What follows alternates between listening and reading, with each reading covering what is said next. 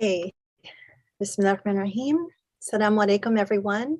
Welcome to part 2 of the Usuli Institute's Q&A session on Dispelling Myths.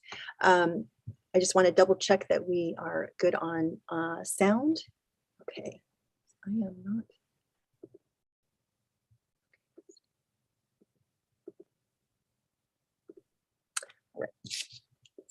All right. So Bismillah ar-Rahman ar-Rahim, welcome everyone to our part 2 session on Dispelling Myths, Spiritual and Sexual Abuse. And this is a Q&A with Shaykh Khaled Abou El Fadl. I'm so excited to engage in another really important conversation. I hope that people have had a chance to watch our first session on this really important topic.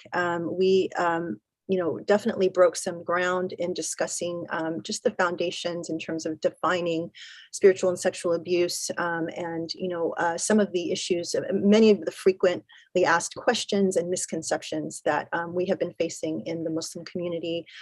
Clearly, the issue of sexual and spiritual abuse has become really pervasive in our community, and we felt very strongly that this is a topic that really, it's so dark, it really needs some light shed on it. We really wanted to have the opportunity to ask some, really important questions with Shaykh Khaled Abou El Fadl. Let me start by, if you're new to Usuli Institute or new to this session, my name is Grace Song. I'm the Executive Director of the Usuli Institute. And we are here today with Dr. Khaled Abou El Fadl. He is the Distinguished Professor of Law at the UCLA School of Law, where he teaches a number of courses, particularly relevant to what we are covering today: Muslims, race and law, human trafficking, Islamic jurisprudence, human rights, public international law, and a number of other courses. So his expertise covers a broad range that is exactly pertinent to the topics that we'll discuss today. Separate from that, he was also the chair of the Islamic, he was chair of the Islamic Studies interdepartmental program for many years, but he was also the head of the Student Conduct Committee, which was responsible for adjudicating cases of rape and harassment across the entire UCLA campus. So he notably had shut down a fraternity for many cases of abuse against fellow co-eds. So he has a lot of experience directly in that area. And then with regards to the Islamic community, he regularly gets inquiries and is working with victims of abuse. So this is an area that we have a lot of experience in, so there's a lot to be addressed. I wanted to just in full transparency, once again, in part 1 of our discussion, we know that this is a really sensitive topic and it's difficult to ask some of these questions. So what we did is we started by identifying with a group of us what would be sort of the most important questions from a priority perspective, and we recruited volunteers to ask those questions on behalf of people who would want to know the answers. And so we've done that again. We have curated a number of important questions that we didn't get to in part 1, and so again, I have an amazing team of volunteers who are going to be asking questions of the Shaykh. The Shaykh is not familiar with what these questions were, so it's a cold question for him. But inshallah, these are difficult times, and we have become aware through our own work just how many people are affected by abuse, and it's such a taboo topic, particularly in our community, that it doesn't get necessarily the right attention, and certainly it's difficult to address it honestly with bravery, and to get actually, real insight. So it's an opportunity for us. It's a blessing to really ask these questions of Shaykh. So our hope is really that this will continue to grow our collective understanding, inshallah, help people get some clarity, some strength, some enlightenment and empowerment, so that we can, hopefully help people on this healing journey. Again, I just really want to emphasize part 1 was really stunning. So if you haven't watched that, that is a really important prelude to this discussion as well. And our goal, inshallah, also is to publish the proceedings, the questions and answers from both sessions. So that will be another useful tool for people who are on this journey and need this information. So let me begin. I just wanted to start by talking about an issue that certainly is huge in our community at large, not just the Islamic community, but our societal community, and that is the issue of pornography, because this is clearly something that has not that has grown and is pervasive in our time. And something that, there are a lot of people that deal with addiction when it comes to pornography, but we've also become aware of its use as a tool in the process of, grooming people for abuse, unfortunately within families and so forth. And I know that this is something that has just become more and more prevalent. So I wanted to begin by asking Shaykh if you wanted to just, again, start with kind of your thoughts on where we are as a community, but then also have an opportunity to just share some of the things that you've been finding in your work and in your, counseling of people who have been in these horrible abusive situations. Bismillah ar-Rahman ar-Rahim. Allahumma salli wa sallim wa barik ala Muhammad ya Rabb.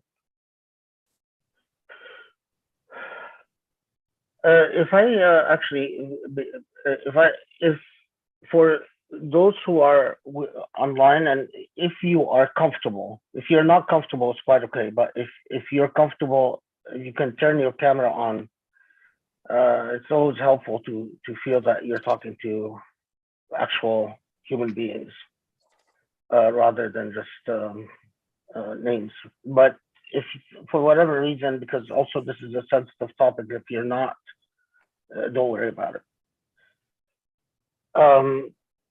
The pornography, I mean, this is it's a huge topic because it has many different layers to it. So there's a profound, what can I say? A profound social dysfunction about this topic, because while in various societies we have recognized the importance of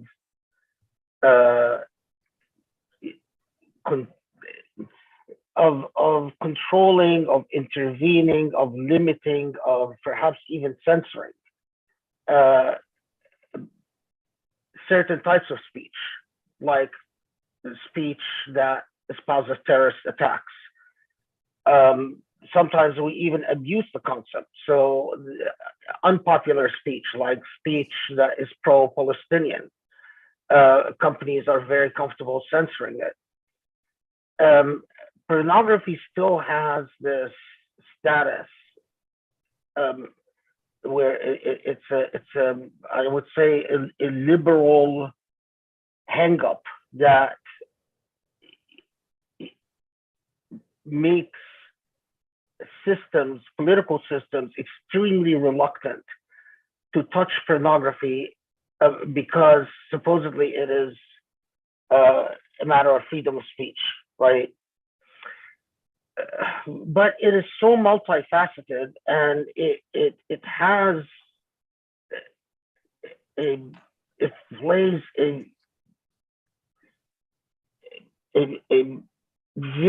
has many different negative levels of impact upon our society. So pornography and human trafficking, this is a very big topic. The number of people who are groomed after being trafficked to feed into the pornography industry. Pornography and child abuse, that's a different matter.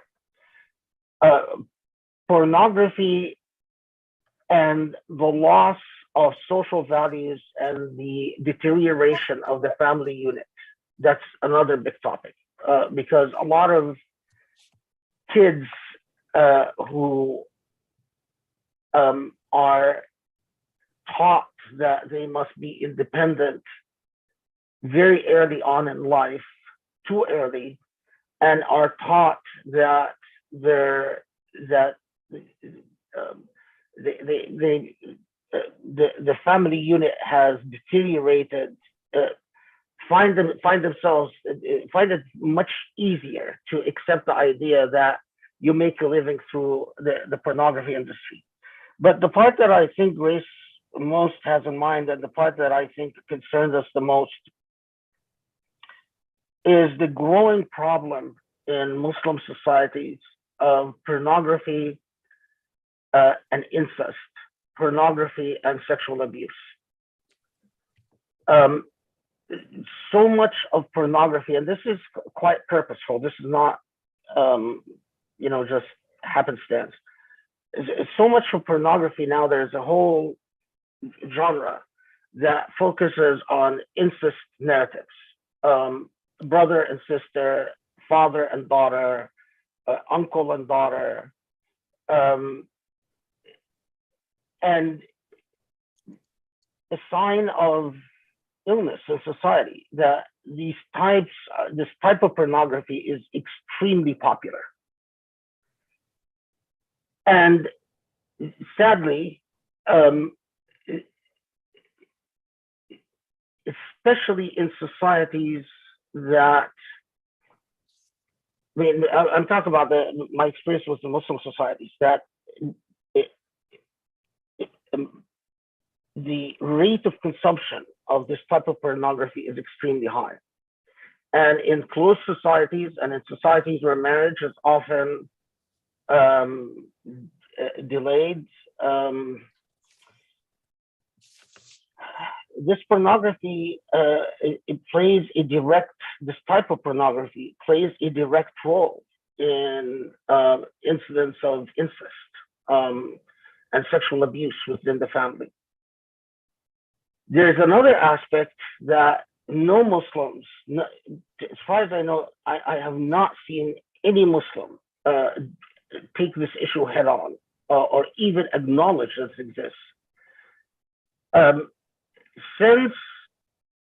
Since the invasion of Iraq, there has been a type of pornography that has become extremely pervasive, and that is the hijab or Arab fetish. So apparently in all major pornographic sites now, in the same way that you have Black category for pornography, Hispanic category, you have Muslim or Arab category. And sadly, what we are discovering that in a lot of Muslim societies, when either pornography obtained through boyfriend-girlfriend scenario, so normally it is a type of pornography filmed with the woman unaware that it's being filmed, or in sexual abuse situations within families, that this abuse, these sexual assaults are filmed and loaded onto certain websites. And I'm not sure if they get paid for loading this material. I'm not sure what people get off or get from loading this type of material, but it is now well documented, interestingly, by non-Muslim researchers, that societies like Bangladesh, Egypt, Pakistan, Jordan, Algeria, Tunisia, it's all endemic. It has reached the level of a pandemic in these societies, and that then this type of pornography feeds into further acts of abuse.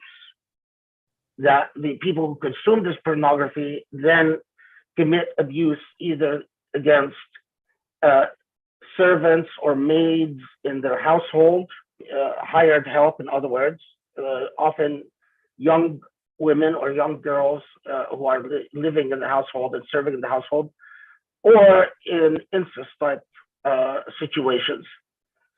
And because there are numerous taboos in Muslim societies, there's a considerable amount of silence. I am not, no researcher, as far as I know, has studied the impact of this type of pornography upon Muslim societies in the West. But I suspect, just from anecdotal experience, in other words, people who have talked to me because they were the victims of sexual abuse, in incident after another, what I keep hearing is my father, my uncle, my stepfather, my even brother got the idea from watching this type of material, and either tried to get me to watch it or just simply, yeah. So I'm how, I mean, it's one thing when you spend a great deal of time studying the impact on the victims. So you are reading what the effects are on the lives of these people who are involved in these videos long afterwards, 10 years down the road, 20 years down the road. But in the Muslim community, there's no discussion, there's no learning, and so there are no serious impediments other than fear of God. But I get the impression that it is very widespread, that it has affected many homes, affected many marriages. I have never, I mean, of course, the context in which it always it comes to me is that it has created devastation upon families and devastation upon marriages. Yeah. So part of, just to take a step back, I mean, I think part of what we really wanted to achieve through a Q&A, and first of all, is to shine light on, some of these really dark areas. And, we take a lot of pride at the Usuli Institute in talking about controversial issues, because as, we emphasize in all of our work, it's important for us to be fully engaged with our world, with, problems and issues. We should not shy away from very difficult and controversial topics. And certainly, we're very interested in helping people who are suffering, especially when this is not a topic that you can just go and talk to anyone about. And oftentimes the direction that you get, whether at the mosque or elsewhere, can often be misguided and difficult. So on the one hand, we want to just shine light on these issues and make these issues, front and center. But secondly, we also do want to address, from an Islamic legal perspective, what is actually a misconception versus what is right. What is it supposed to be? Because a lot of times people weaponize Islamic law and take advantage of people's either lack of knowledge or to promote or continue suffering, and wrongly so. So that's why with the issue of pornography, I wanted to ask this question because, it's become clear to me in our work that this is an area that no one is really talking about. It's extremely pervasive. People use pornography for all different kinds of reasons. I've even heard, people, in the Muslim, we actually had a conversation with Rami Yusuf where he would say when he was a teenager, this was his means for dealing with, not doing something bad, as a teenager, but actually just keeping it in his room. And, and that actually leads to all kinds of other issues. And so this is, we live in a modern world with a lot of very complex, topics and issues. And when we're hearing also the role of pornography in abuse, it's important to highlight it and just to let people know that this is something that we should talk about.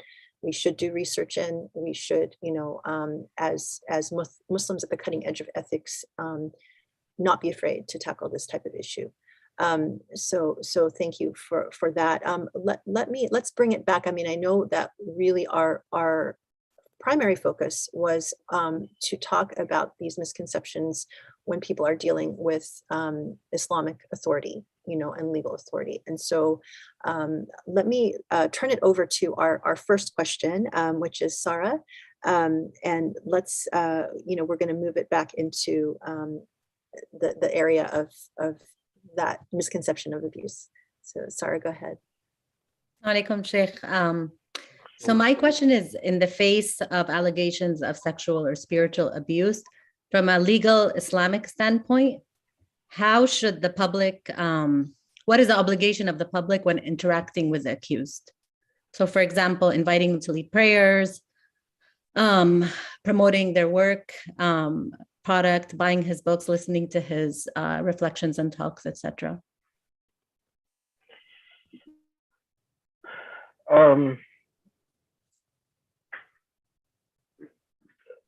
Okay, there is, I don't know if this was, Sarah, before I get to the heart of your question though, I want to just say that the worst types of,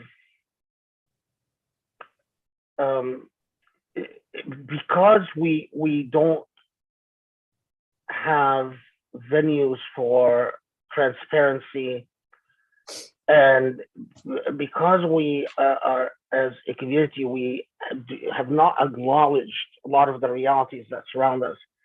Some of the worst examples that I've heard for people suffering sexual abuse within families, especially, is going to an imam, and in one example, an imam told a person in this situation, well, unless you can bring 4 witnesses, then you should basically stay quiet. Another different person told the woman, where your Islamic obligation towards your father is set to basically protect his reputation, protect his honor, and that Allah لم يفضحه, that Allah didn't expose him, so you shouldn't expose him. And these are examples precisely of the worst type of advice that imams can give.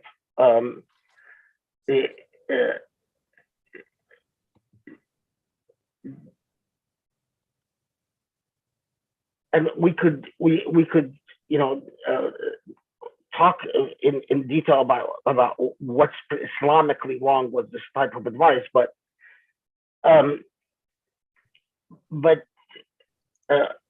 Sarah, to the question that you've asked, because it raises a number, I mean, similar, but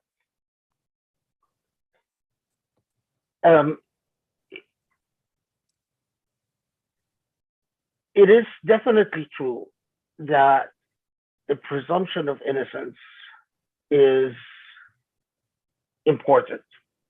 It is relevant. But we must differentiate between a legal institutional response, where a presumption of innocence protects a person from an unfair application of a criminal penalty. And in systems of law, there are very structured rules for how you bring an accusation, how you prove an accusation, how you defend against an accusation, and how ultimately you obtain a conviction or not obtain a conviction. But this is quite different when we are negotiating our social responsibilities and the way that we want to deal with the commission of a fahisha. A fahisha is a morally wrong act, something that is what can I say, something morally evil and bad, especially in sexual things.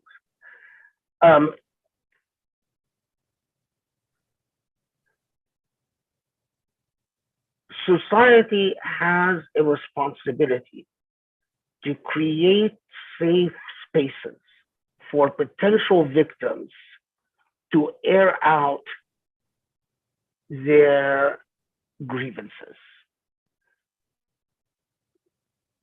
If we are not in the context of a system of law that can try a person and convict a person, that doesn't mean that that doesn't mean that we cannot reach any type of judgment, social judgment, about a person with a repeat offender status. So put it this way: if I have a person who has, let's say, a respectable reputation in society, in other words, they have credibility, they appear to be of good moral character, the more public the person is, the more impact this person has upon society, the higher the standard that I expect from this person to meet. So the less public you are, the more private you are, the less influential you are, the standards that you are expected to meet in public judgment would be quite low. In other words, people don't have a right to reach any type of judgment about what you do or not do. But the more public your role, the more you influence others, because Allah tells us in Surah An-Nur that those who love يحبون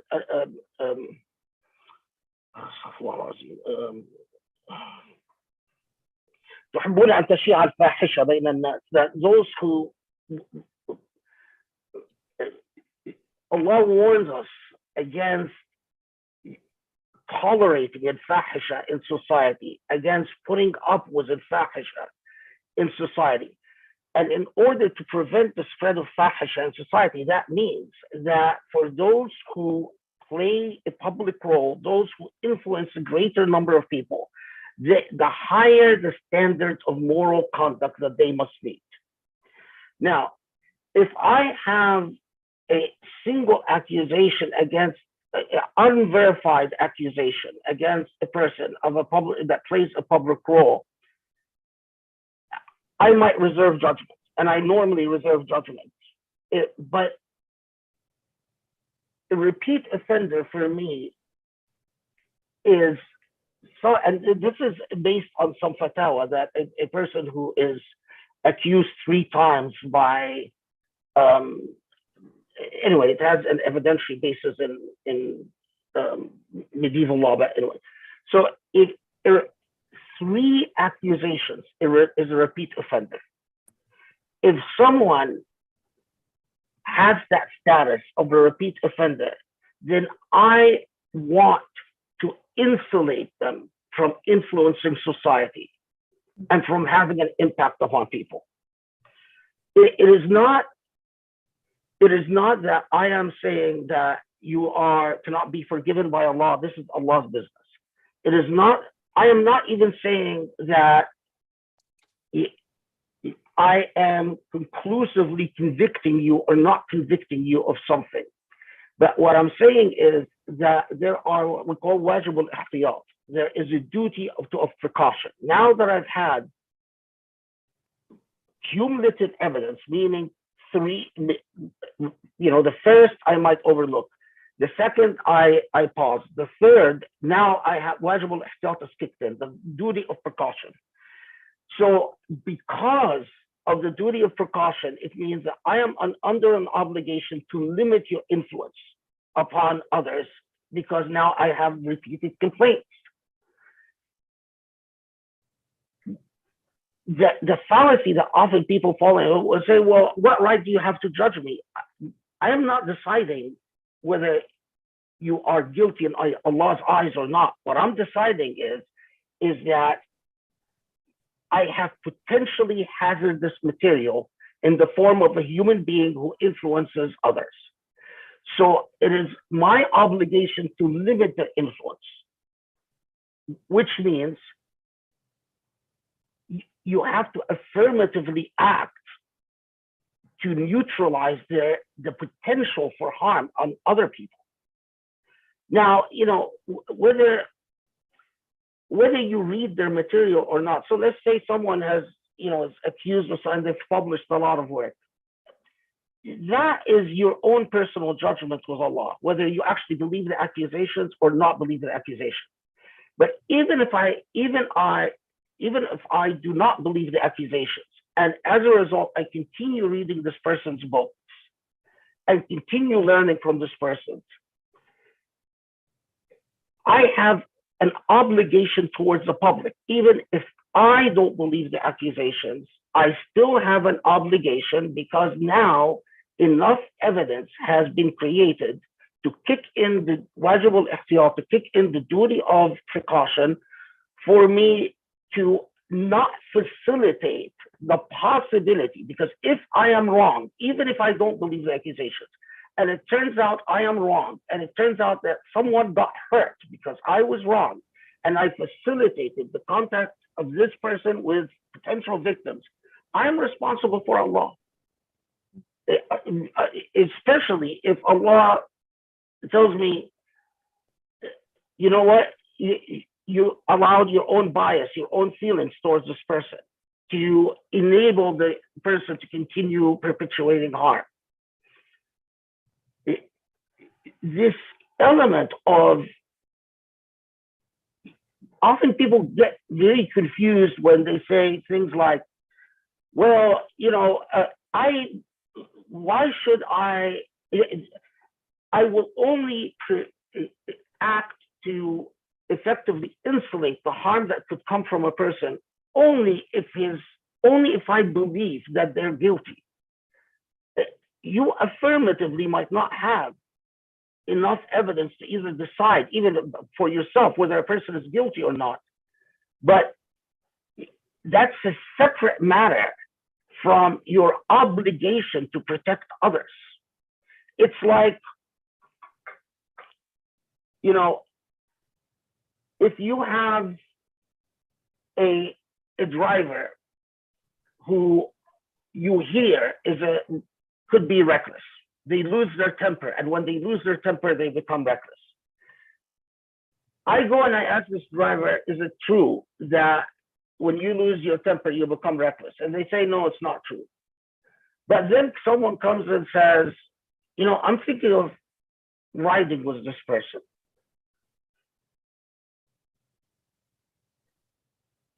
It would be irresponsible of me and possibly culpable of me to say, no problem, go ahead and ride with this person. Don't worry. Because I've had enough grounds to suspect that this is an unsafe driver. That's the difference, because this issue often gets confused in the mind of people. You are not an adjudicator. You are not a trier of fact. You are not a court of law. But you don't have to be to have an obligation to protect others. And this must be very clear in our minds. That's really such an important distinction, because it feels like we get confused when, like, we feel like our sense of, you know, this makes sense to me, I don't feel comfortable, and then someone might push back and say, yes, but Islamic law says you cannot be that way. Let me give you an example. In school, in law school teaching, right? We have certain requirements for people who teach first year law school. It's a certain type of professor that can handle first year law school. Why? Because they're very big classes, because these are people who have, this is their first year in law school. They require a special type of diligence and effort to get them to learn a great deal, a great amount of, a lot of material in a short span of time. Now, every once in a while, we get professors where there are complaints by first year law students that they are racially insensitive, gender insensitive. Now, upon the existence of a certain number of complaints,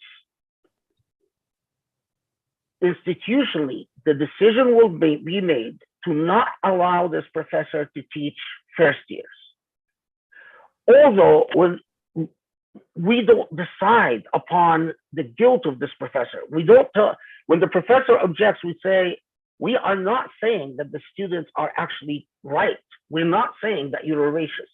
We're not saying you're a sexist. But what we're saying is that now the institution has an obligation to act cautiously. So we will not allow you to teach first years because enough of a threshold has been reached to say we must act with caution. When people think, you know, the issue of bringing 4 witnesses, this is in the context of a court of law in which you have a formal accusation, a formal defense, a formal evidence, and a trier of fact. Allah didn't command us to turn our lives into courts of law, especially when we have no jurisdiction to hold the court of law. Who's going to decide whether these are credible, these are credible witnesses or not? Who's going to decide whether you are fulfilling all the different rules of procedure that would apply in this situation or not? Did Allah truly expect us to allow al-fahisha to spread and to allow harm to spread just because we can't turn our living lives into courtrooms? It's nonsensical. It's entirely irrational. When Allah says that He taught us a kitab wal hikmah, kitab is the book, but there's hikmah. Hikmah is wisdom. We are under obligation as Muslims to reconcile revelation with reason. Whenever revelation stuns and paralyzes reason, we have a problem. Whenever reason paralyzes revelation, we have a problem. But that is why precisely the role of wisdom, of hikmah, is to know how to strike this balance. Let me put it differently. The seerah of the Prophet ﷺ, so many situations, we read in the seerah. Well, this is not in the seerah of Umar ibn al-Khattab, for instance, that he received complaints about such and such governor and he removed them. Khaled ibn al-Walid, the greatest military leader in Islamic history, was retired and put on the sideline. Why? Because of accusations. Khaled ibn al-Walid defended himself. And he said it's not true. And Umar ibn al-Khattab said, I believe you, but I have an obligation to remove you from your post. Although ultimately, Khaled al-Walid could have said, well, how dare you remove me from my post when nothing has been proven against me. But the obligation to protect the public is separate and apart from the adjudication of guilt and actual conviction in the court of law when we are talking about criminal procedures. The Prophet ﷺ would hear that, assigned, I forgot the name of the tax collector, assigned the tax collector to a tribe. The Prophet had full trust in the man. The tribe complained, and knowing who this is, the possibility that the tribe was truthful in saying that he stole our money. That's what they accused him of. For me, as a Muslim, I will not believe it. This companion could not have been guilty of that. Nevertheless, the Prophet ﷺ removed him from the post. Although, and told them, I don't believe the accusation. I'm not saying you're guilty. You're actually culpable of what they accused you of, but now there is an obligation because حتى يحسن إسلامهم, so that their Islam will be improved. I need to put a governor who is more acceptable to them. It's separate and apart, and what we often law is exploited as the handmaiden of the truly evil. And we can't allow our law to become like that. When Sharia is exploited so that you tell a woman who is being violated by her father or by her stepfather, oh, you can't bring 4 witnesses, so just go home and take it every night after night after night. This is Sharia? This is Allah's will? Seriously? I mean, Allah expects us to use our intellect and to make the revelation flourish in light of our intellect. Okay, thank you. Marwa has the next question, which is directly related to what you just said.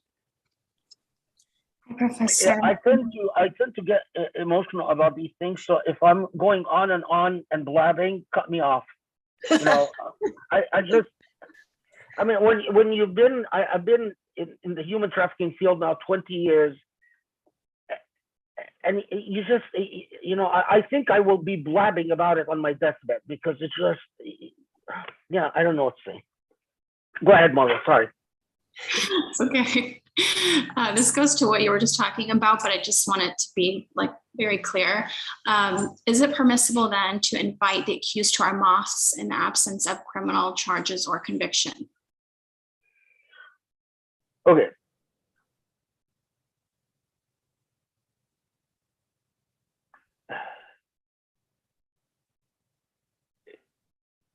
Think of the message we are sending to, if someone is accused by one person, and by inviting this person, I am sending the message to this accused that I don't put much weight on what you said, what your accusation is. And I might be completely justified if this person has 20 years, 30 years, 40 years of Islamic service, and it is one person. But the greater the number of people who testify, that I then effectively am sending a message that I don't believe you or I don't value your testimony, the greater the number, the more the Islamic culpability before Allah in inviting this person. So in real life, we have a fellow who has repeatedly committed sexual abuse, but actually convicted. He's some Sufi guy. Now, when I think of the bravery that the sheer bravery that it took the woman who had everything to lose by exposing what this person did to them, and then I invite this person. What is the message I'm sending? I'm effectively telling not the victims that they don't matter, and whatever happens to them Islamically, I'm responsible for that before God because I've sent that message to them. So if one of them, becomes anorexic and dies, leave alone things like committing suicide, or if one of them completely becomes alienated from Islam, am I going to be able to answer in the hereafter when Allah says, why did you ignore this person? Why did Why didn't you think about what is going to happen to this victim? What I want is for people to take Allah seriously, to think of what they're going to say to Allah. When you have someone who's a Quranic reciter, many women have testified about sexual assaults committed to them. So am I saying that all these women are just paranoid and crazy and vindictive? What is the message that I'm sending when I say, oh, I still love his voice? Oh, mashallah, you recite Quran so beautifully. What I'm telling these women is, you don't matter. Your pain doesn't matter to me. I have effectively discounted you from my ummah. Whatever I consider to be my relevant ummah, you are not included in that. Am I ready to answer when Allah confronts me in the hereafter about the consequences that these women suffered? I mean, I hear of women who are abused, and as a result, when they see their abuser continue to thrive in the Muslim community, or when they see their abuser being praised by fellow Muslims, I've heard of women who died.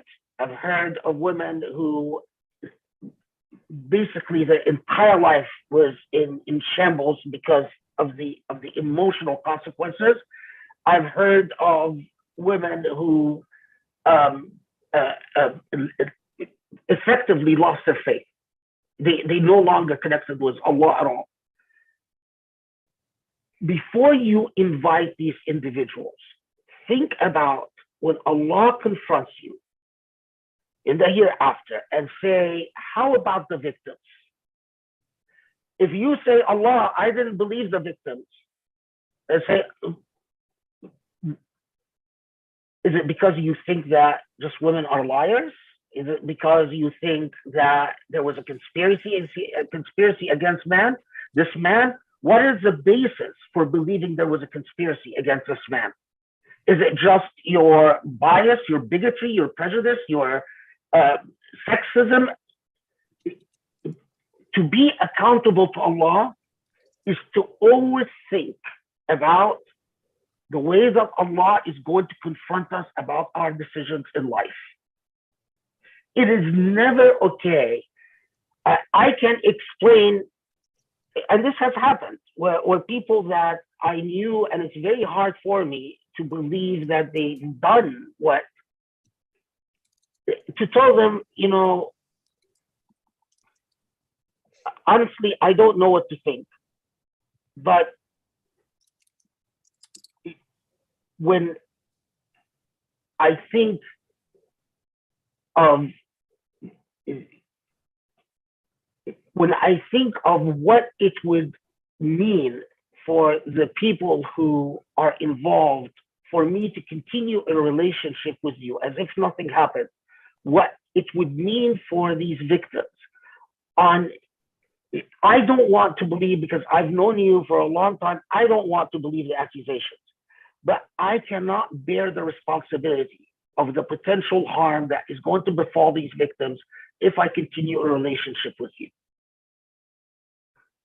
And it is anyone that studies the way our Prophet ﷺ and the companions and Ahlul Bayt handled public responsibility, they would clearly see this element of taqwa, al-ittaqa, in pervasive in everything.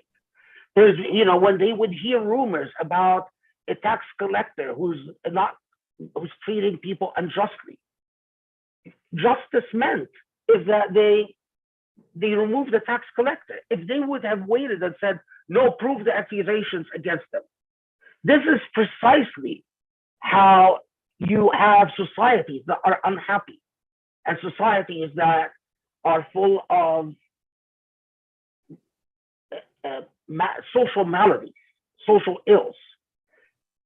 To just the short answer to Marwa, to your question is, it is not all right.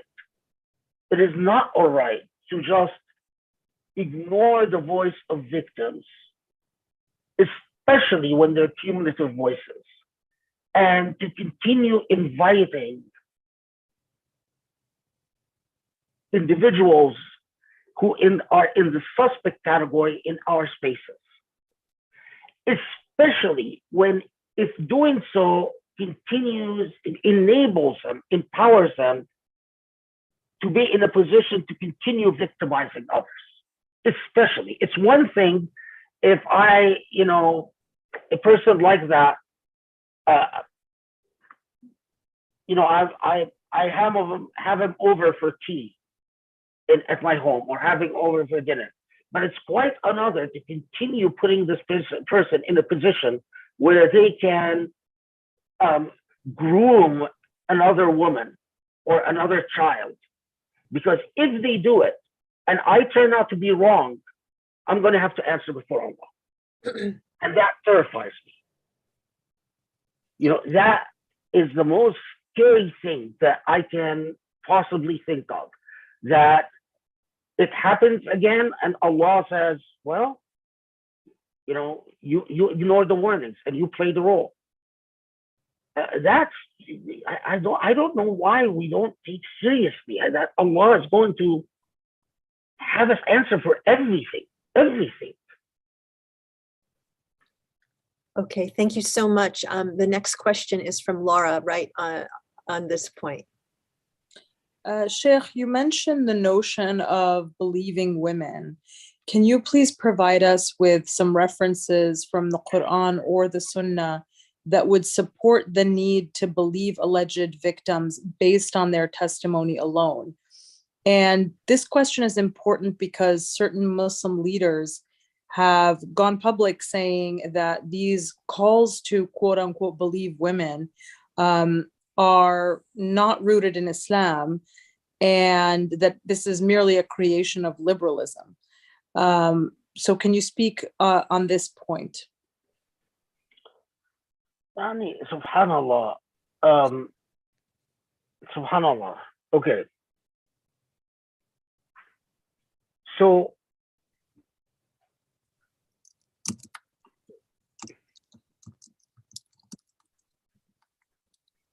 when and this is, I wish, the short answer is I wish people would follow the tafsir that we do, because we go through, but let's just take some basic elements.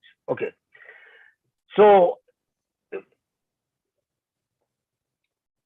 when the famous incident of Hadith al-Ifk with Aisha radiallahu anha, right? Aisha is accused by someone. She tells the Prophet alayhi salatu wasalam, it is not true. And the Prophet alayhi salatu wasalam doesn't know what to think. And when Allah comes and vindicates Aisha, her response to the Prophet ﷺ is, see, it is when her father, Abu Bakr, tells her, go thank the Prophet. And she says, why should I thank him? I thank God, because Allah vindicated me. We often take this incident and don't miss the moral lesson behind Hadith al-Ifk.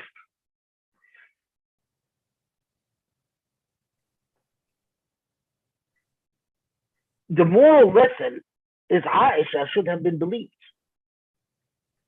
I mean, the entire revelation is shaming the community because the community didn't believe the woman. Because when she said it didn't happen, the community continued to have other opinions, other views. So the thing that is, and this is maybe the role of misogyny in the interpretive enterprise and the interpretive tradition, is that an entire drama that unfolded in order for Allah subhanahu wa ta'ala to come to say, shame on you, you should have believed her. Now, of course,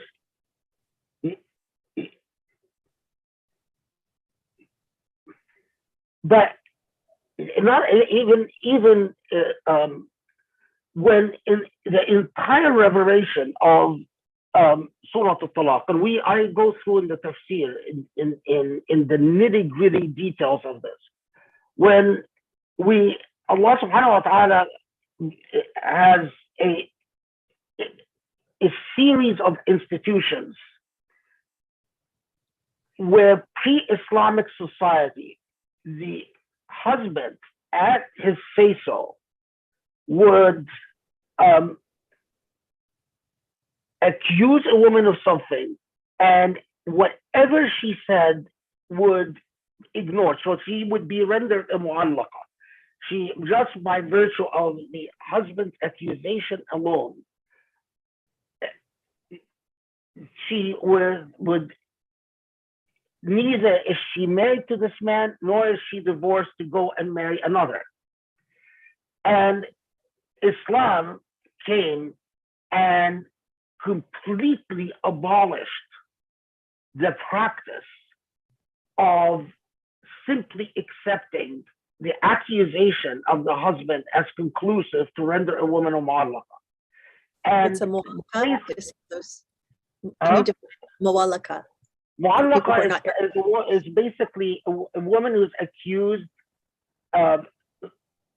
So because of the accusation, she is no longer she is no longer in a valid marriage to her husband, but she's not divorced either.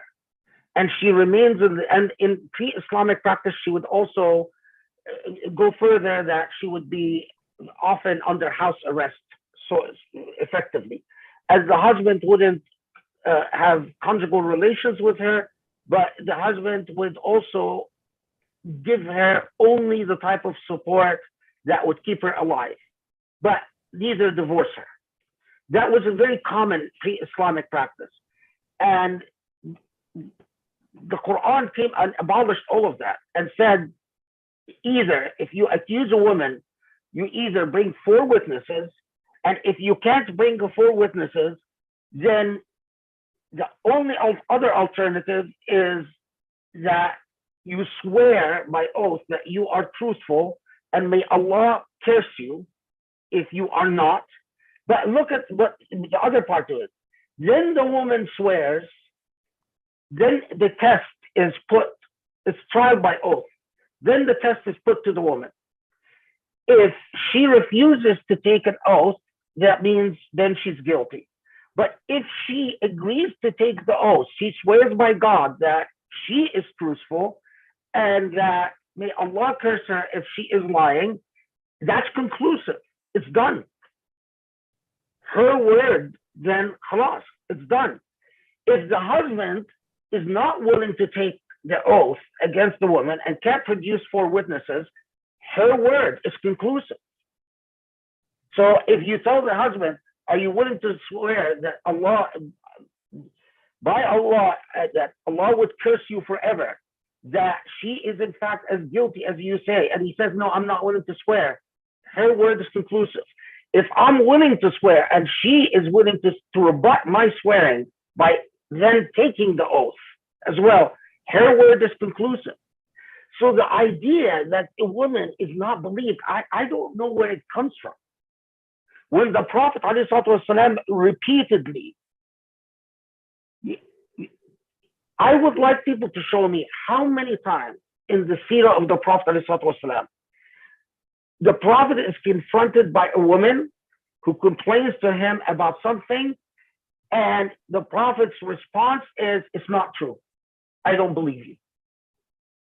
I defy you to bring me one incident.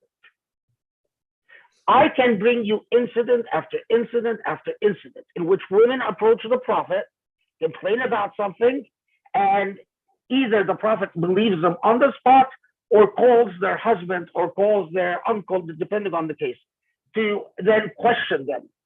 But not a single incident in the entire corpus of the seerah where the Prophet tells a woman, stop talking nonsense. So where does it come from?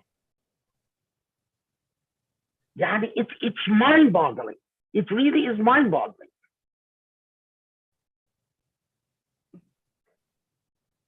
Especially, yani, if you want to get technical, there's an opinion that في مسائل الشرف, but I think it's outdated to be, but anyway, it was an opinion in Islamic jurisprudence that in matters of that has to do with sexual impropriety, a woman must always be believed because it's an admission against self-interest. It was believed that a woman has such a vested interest in her sharaf, in her honor, that if a woman ever says something, makes the type of what they call admission, that in American terms, it would be an exception to the hearsay rules because it's an admission against the interest. It's remarkable. I mean, personally, I think that rule is outdated today, but anyway, but it exists in Islamic jurisprudence. I mean, it shows you that our ancestors were using their brain and thinking about their social circumstances, reading the people. The Islamic law didn't survive for over 1,000 years, I mean, for 1,200 years, by ignoring the living realities of people. Because you can't achieve ihsan if you ignore the living realities of people. So the burden of proof is upon the person who makes an allegation. What evidence is there that women should not be believed? Maybe if you, and I've done this, by the way, in some situations, where I say, okay, there's no evidence one way or the other, so I'm going to do a trial by oath between the two of you. When an allegation was made against someone who appeared like they have good moral character, and there's no evidence one way or the other, and under the worst of circumstances is that I say, I do a trial by oath. I present the qasam to both of them. But if the woman takes the qasam, if the victim takes the qasam, that's conclusive. Khalas. Then I tell the man, I'm sorry. Of course, this is not a court of law, but since she took the qasam, since the victim took the qasam, I have to accept it. And this raises the question. Oh, sorry. No, go ahead. I was just going to say, well, this then also raises the question in our context of what happens if, like in the case where the woman is a non-Muslim, and we have, what happened, for example, with Tariq Ramadan. Tariq Ramadan's situation, of course, is very difficult because I do believe that Tariq Ramadan had so many enemies in the Islamophobic world. And I do believe that many people in French society wanted to bring him down. And I do believe that Islamophobes went out of their way to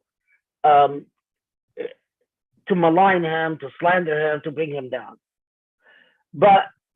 And especially, I forgot her name, the accuser that was all over TV. What I've heard from her children makes me very unhappy about this woman. I forgot her name, the one that was appearing everywhere.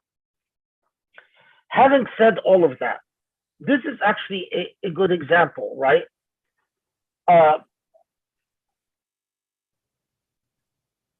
Would I continue to recommend his books, because someone reading his books is not going to put them in a vulnerable situation, in a potential vulnerable situation. In other words, they're just reading, yes, I do. Would I invite him to an event? In other words, my Islamic obligation, would I be willing to put risk a situation where he can possibly have the type of moral, spiritual authority to convince, to exercise the type of stuff that he admitted doing? No, I wouldn't. As much as I respect the man, and as much as I've loved Tariq Ramadan, because I've had a long relationship with him. And and I believe he's a great scholar, and it's a huge loss for Muslims. But there have been too many Muslim women who have complained of, what can I say, moral abuse. Moral abuse that led to sexual, although it's supposed to have been consensual, I don't believe he raped anyone. I believe it was consensual. But sometimes when it's a religious authority, the issue of consent is problematized, because the function of a religious authority is that you don't achieve personal gains from the exercise of your position. So put it this way: a police officer, if a police officer comes and, let's say, flashes his badge in order to impress impressionable others, and I learned that this police officer sort of flashes his badge to get into relations with others, although they are consensual, but it's still an abuse of authority, because you still used your authority to obtain the consent, to impress others, to induce them to give you consent. It's not rape, it's not sexual assault, but it is a misuse of influence. Mm-hmm. You are under obligation as a religious authority not to get involved. If you want to get involved, but not with students, not with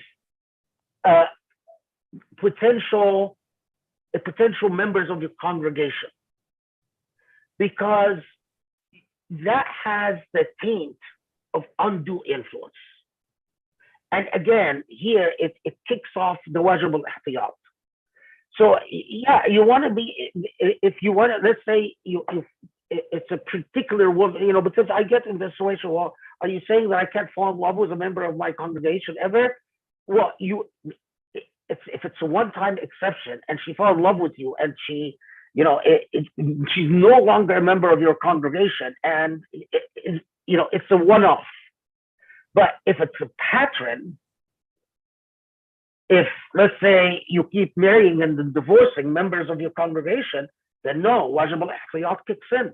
Then I have a duty to use precaution. And especially if women come and say, well,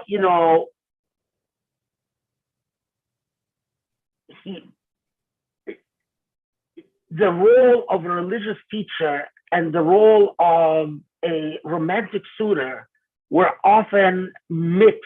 So he was use his position as a religious teacher to get close to me, to have long conversations with me, to impress me. And then there are repeated complaints. You can't just say, oh, well, as long as there's consent, then halas, we're fine. And especially the the more susceptible, it's one thing if this person gets involved with an equal, a scholar gets involved with a scholar, a sheikh gets involved with a sheikh. I'm not too worried about that. But I am worried if a sheikh gets involved with some young person who is often confused by the desire to come closer to God, and that sheikh is perceived as a bridge to God. Mm-hmm. And then she starts imagining that this sheikh can bring me closer to God. And the path to get closer to God doesn't go through your body. I don't know why the sheikh needs to have a relationship physically with you to bring you closer to God. And that's where we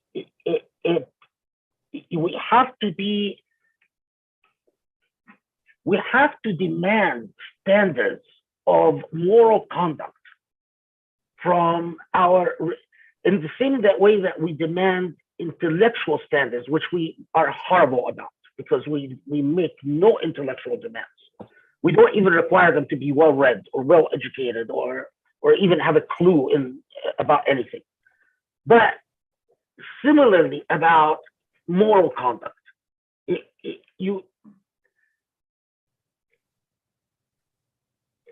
because the responsibility we bear is truly a heavy one. It's a responsibility for Islam.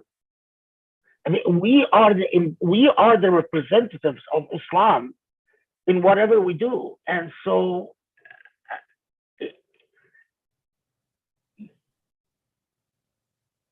my Lord, I mean, if the Prophet ﷺ says that the word can potentially be the reason that you end up in hellfire, how about not a word? How about the destruction of a human soul? I mean, how about one person who, because of you, loses faith in everything? Sometimes you can't help it. There are people who just, I'm sure there are people out there who are very disappointed in me and think I'm, but at least have you done what you can? Do you have a clean conscience?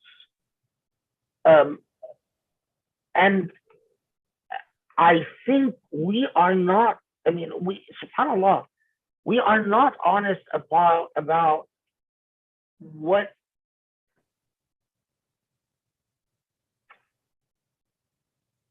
we still have we still have this part of us that, let's be very honest about it, that when a woman surrenders herself to a man, we still have that part of us that we blame the woman. Well, it is as if the unspoken assumption is, well, if she was really clean, if she was really a good person, she wouldn't have. And my position about this, shame on you. I mean,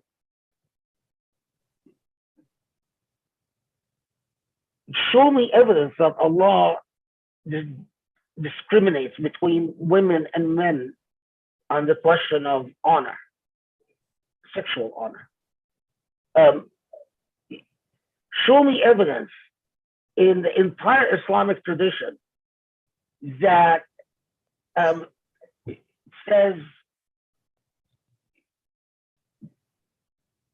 because of any decision a woman makes, that somehow her value becomes lesser than the value of the man. What is the evidence for that? But that is the assumption I often feel that, well, and especially, by the way, in secret marriages and stuff like that. Well, she agreed to a secret marriage it's like, well, you know, it's like she's not clean. Mm-hmm. I mean, you know, it's like she's not clean because, well, she gave herself to this man, and the poor man, what is he gonna do? You know, the woman surrendered herself to him. I think that type of thinking destroys our religion, because these are the women who are the wives, the mothers. They are truly the backbone of society. And if your women feel that society is full of contradictions and hypocrisies and double standards, and they are themselves are not anchored in being proud about their faith, about their iman, about their aqidah, about their tariq, about their history, the cumulative effect on us as a society is devastating. It's absolutely devastating. And I just, you know, the reason I even Grace doesn't know this. I used to, in teaching asylum and refugee law, when I'm lecturing to students, and the cases we have a sexual assault, or we have FGM, female genital mutilations, I would sweat and blush and just be an absolute embarrassment when I'm trying to deal with the fact patterns of the fact details of female genital mutilations or a sexual assault in an asylum case. I entered the field of human trafficking because I said, I still have that cultural part of me that I get traumatized by the idea of just talking about sexual topics.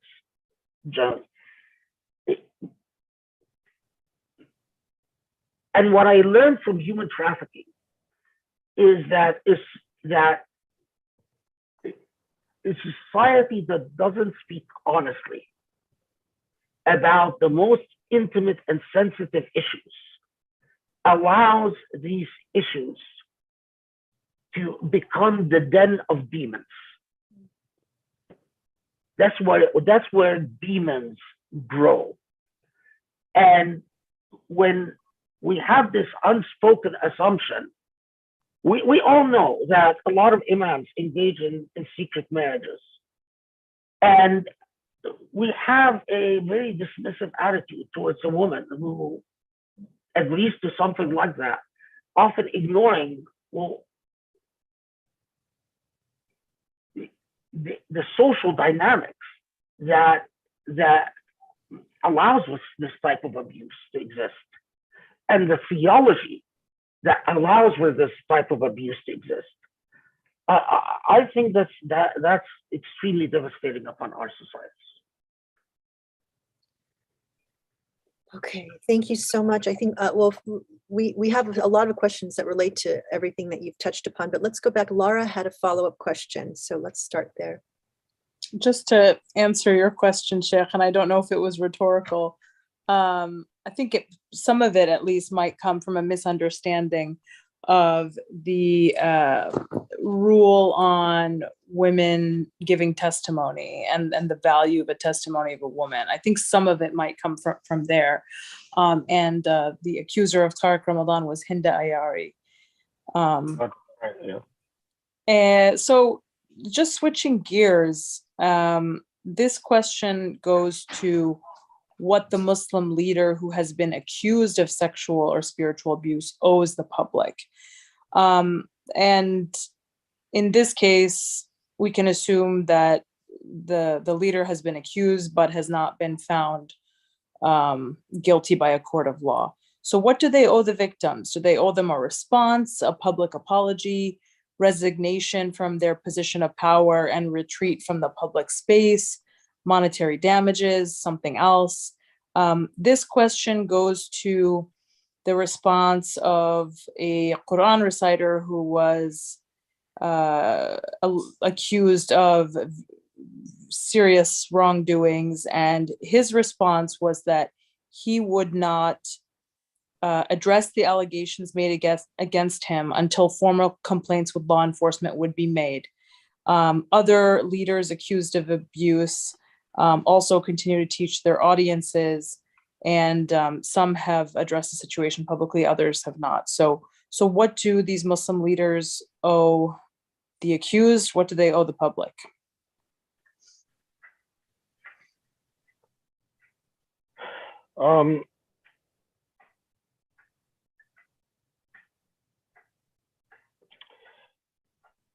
You know, there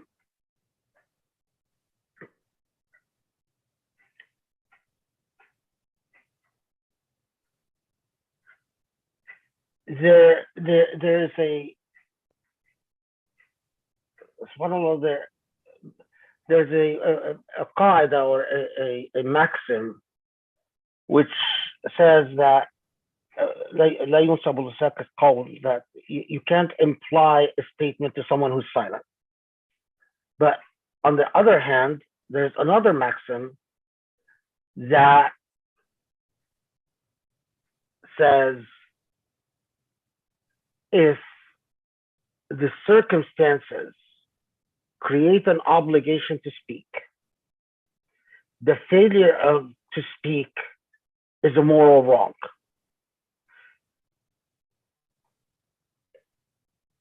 And this is one of these situations. What they owe the public is a formal, if you have accusations, then you have an obligation to address these accusations, do a full vetting of the accusations. If you are saying these people are biased against you, explain why you believe that they are biased against you, if there are grounds to believe it. If you are saying these people have, whatever it is, and this is assuming that if someone is denying guilt. Admission of guilt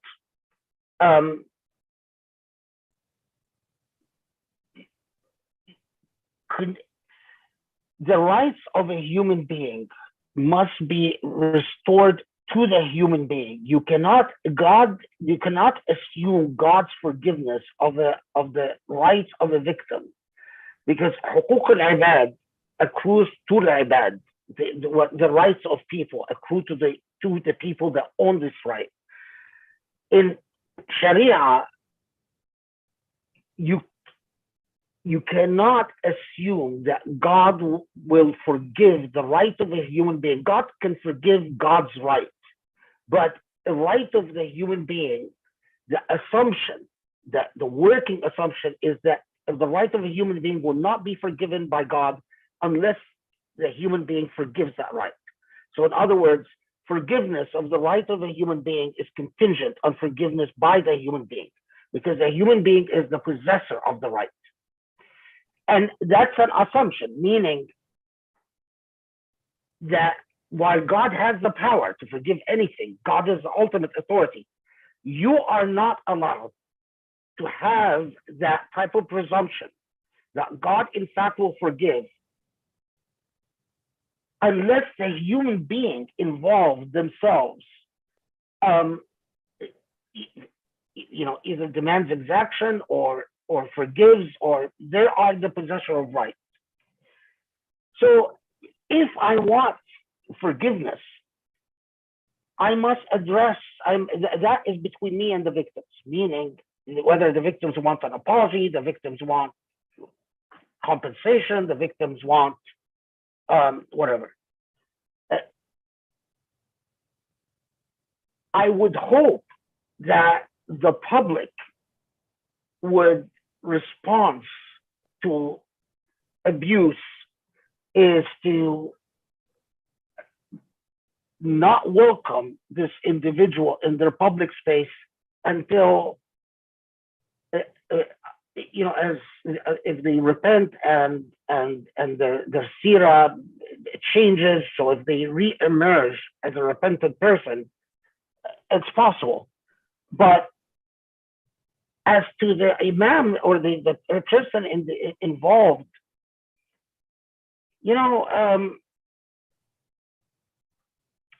if they want Allah's forgiveness, they better deal directly with the victims, because to assume that Allah will forgive without, in fact, making sure that the victims themselves are satisfied is very dangerous.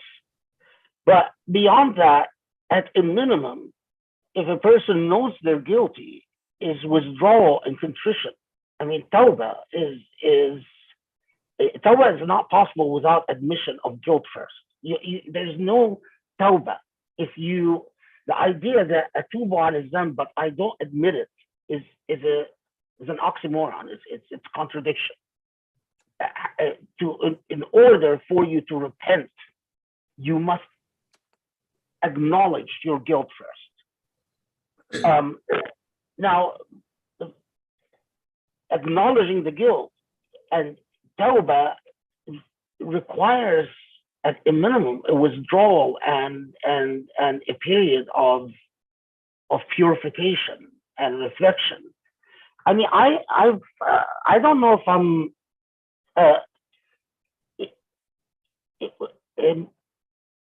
the commission, a sheikh committing a sexual misconduct.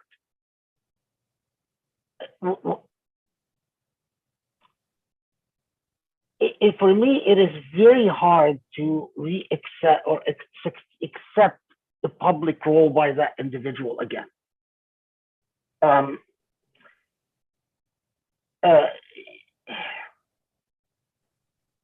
It is just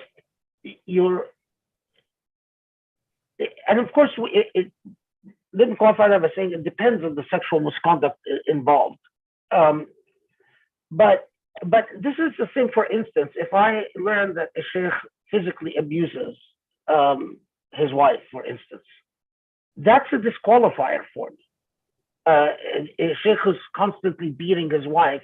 I actually knew someone like that. I don't want to say where, but person very popular in the circuits and so on. But the fact that it shows me a lack of taqwa, a lack of regard for the rights of the other.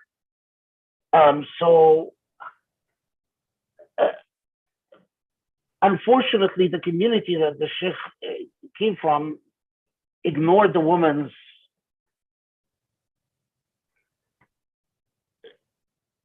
and even ostracized her when she went to court until she withdrew all her accusations, and the guy is still in circulation.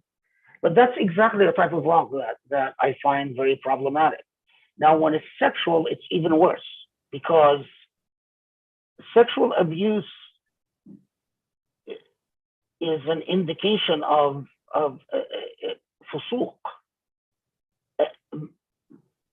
What I expect from someone that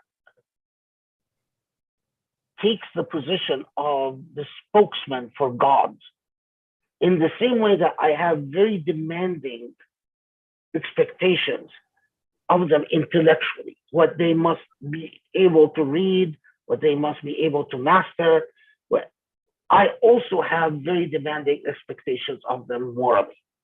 Because, put it this way, if you have a child, would you trust the child with this individual?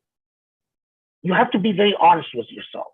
And if the answer is no, then this individual has no business being in a public role.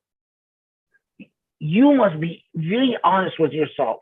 It can't be that, well, I don't trust this person with my child, but I'll set this person loose on the children of others. Can you imagine a bigger haram than that? If you can't control your sexual desire, then don't play a role as a religious leader.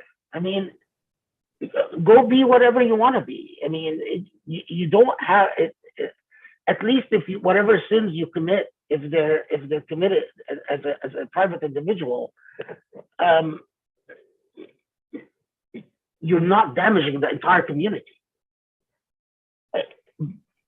By the way, this is also a part of how poorly we train our religious. I mean, you go to Medina for a couple of years and now you're a chaplain or an imam or whatever.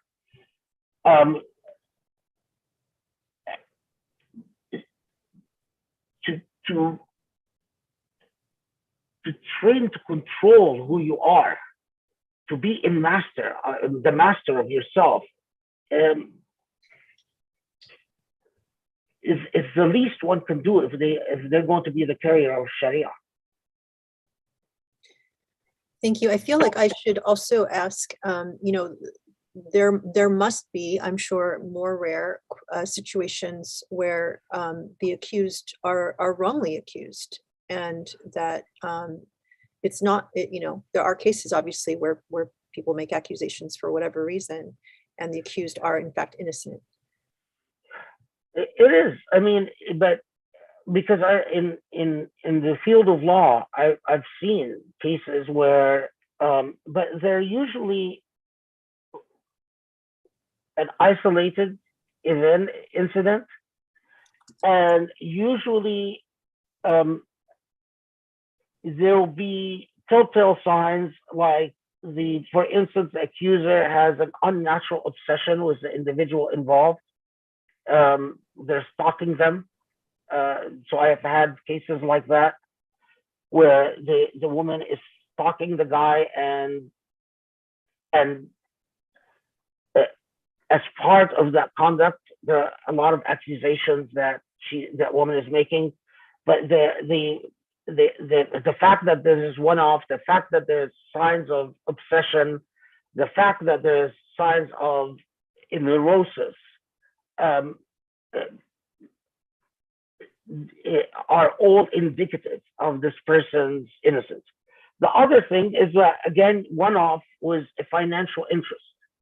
So, you get someone who makes an accusation, but they're making it in the context of filing a lawsuit. And you look up the reputation of the lawyers involved, and they're ambulance chasers, they're, hyenas. They're the types of lawyers that file lawsuits to obtain settlements.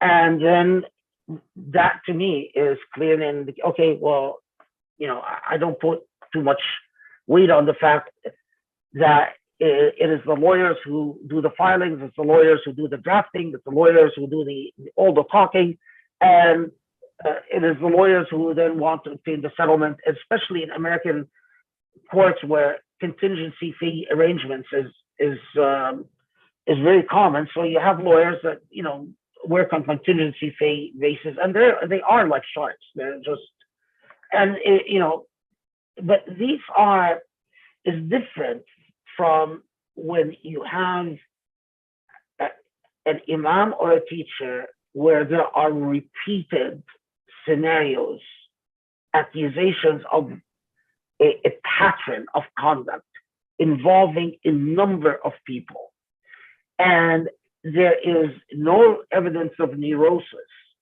or neurotic behavior, and no evidence of financial gain either.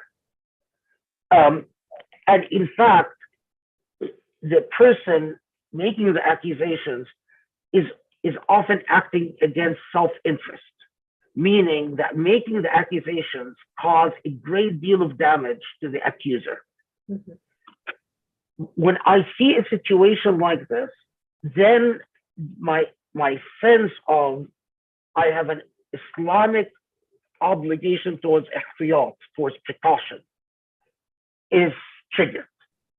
Meaning I must be very careful, because if I'm not careful and damage, the resulting damage to X, Y, or Z, then I become accountable and responsible for this damage. And it is my obligation to act, to use to exercise reasonable care. What is reasonable is something that it's the essence of what Allah tells us is hikmah. I mean, I have an article about reasonability in Sharia, where I trace the various situations where Sharia actually invokes the concept of what is reasonable, and what is reasonable is determined, is learned through what is ma'ruf, what is the common practices of human beings, of ethical human beings, and it is the balance of rights between people. But we have, Laura, sorry, was saying that maybe the law of evidence and women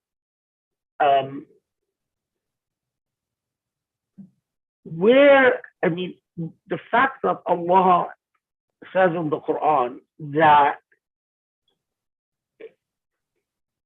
in cases of witnessing a contract, that a man or two women, and then explains this by saying that perhaps if a woman forgets, then the other will remind her. It doesn't sound to me at all like saying that women lack credibility. It sounds to me like, in the context of business practices, it's saying that women, particularly at that time, lack experience. But where I often defy people to show me any evidence, any precedent in which a woman, we used to have the Pakistani rape laws, which said that a woman who complains of rape has to produce 4 witnesses. And there have been tons of a huge body of literature by scholars from all over the Muslim world who have shown time and again that these Pakistani rape laws that required that a woman who is sexually assaulted to produce 4 witnesses is completely insane. That sexual assault falls under the law of haraba, not the laws of zina. And that the laws of haraba, you can prove a case of haraba either through 2 witnesses or circumstantial evidence. And that a muharram is treated very differently than a zani, because the law of haraba, or you can translate it as brigandage, as bandits, as literally haraba is someone who assaults another by exercising power over them where they are powerless to defend. So the idea that I have gone on an extensive research to find examples of what today in our world we would call sexual molestation. And I've compiled fatwa from various periods of Islamic history in which a woman who has accused a merchant of having inappropriately touched her is ordered by the muhtasib to be flogged. I mean, we're talking about medieval law, right? And where a Maliki Mufti, or it's often Malikis or Hanafis, they say that the oath would be directed to the man, the oath would be directed to the woman, but they would say if the woman takes the oath, she is to be believed because it's an admission against self-interest. That the woman, the presumption was that the woman would not normally say, I have been touched, because it is shameful, embarrassing to her, especially in these societies. And so then the Qadi would request a fatwa from a Mufti. The Mufti would issue a fatwa saying that the person should be caned or whipped or whatever, and that then, in fact, that punishment would have been carried out. I have compiled fatwa where you don't have a caning, but you have a fining. Interestingly, fining went to the treasury, not to the victim, in a number of these cases. I have cases where people who's conducting business are banished. They're told to leave the marketplace because they were accused of having inappropriately touched women. This even became a political issue in the period of the Mongols in Halab, in Aleppo, and Damascus, because the Mongol soldiers would apparently often sexually harass women. And if a Mufti issued a fatwa against them that they be punished, the Mufti's life would be in danger. But what is amazing is the bravery of Muslim scholars in still saying that the woman ought to be believed. I have fatwa from Mamluki Egypt, when again, scholars at great risk to themselves would say, because Mamluki soldiers are so morally corrupt, their pattern and practice of behavior, it makes it very likely that, in fact, accusations of molestation are credible, that you don't even need an oath for the woman to be believed. How could our tradition be full of these fatwa from various periods of Islamic history? In fact, sometimes in these fatwa, I feel to myself, is it, because often the assumption is that it's an admission against self-interest because women wouldn't embarrass themselves like that. And I would ask myself, at what point does that assumption not work anymore? But you have that in our tradition, and then you have these modern Muslims who somehow think it's the Islamic thing not to believe women.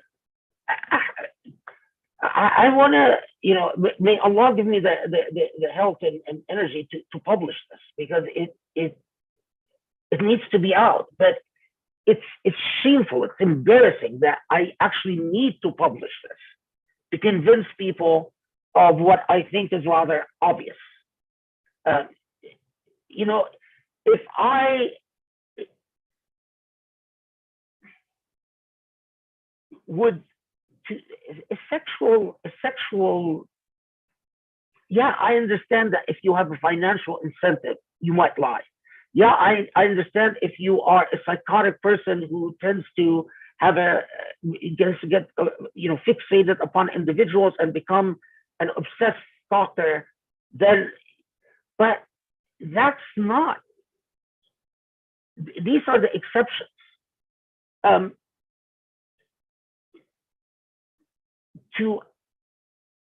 To make and to say I have been sexually targeted, it's a very embarrassing situation to be in. I mean, a victim puts so much of themselves out there when they make something like that.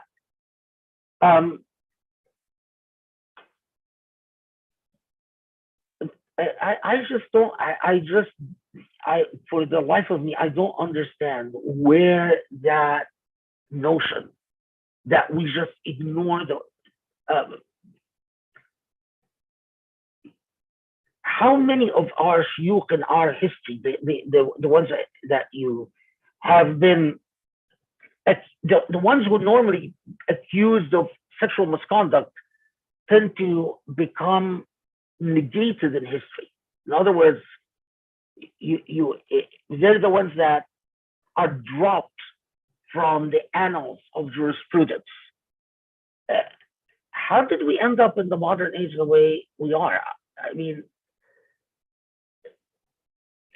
we started out with pornography. Is it that you start thinking, well, is it pornography's fault? Is it the fault of weak social fabric? Is it the fault of our sense of morality and ethics, and Islam has become more of a ritualistic practice that has far more to do with identity than actual morality? Anyway, I'm talking too much. I'm sorry.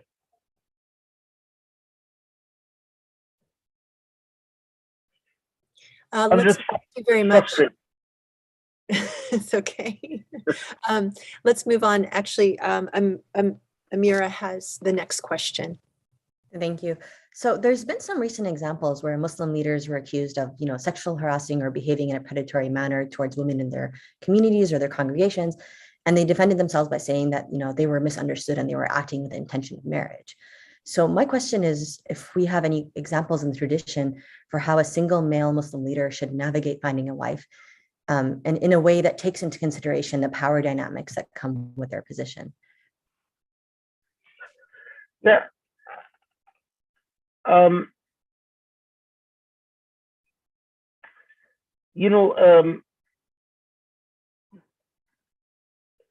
SubhanAllah,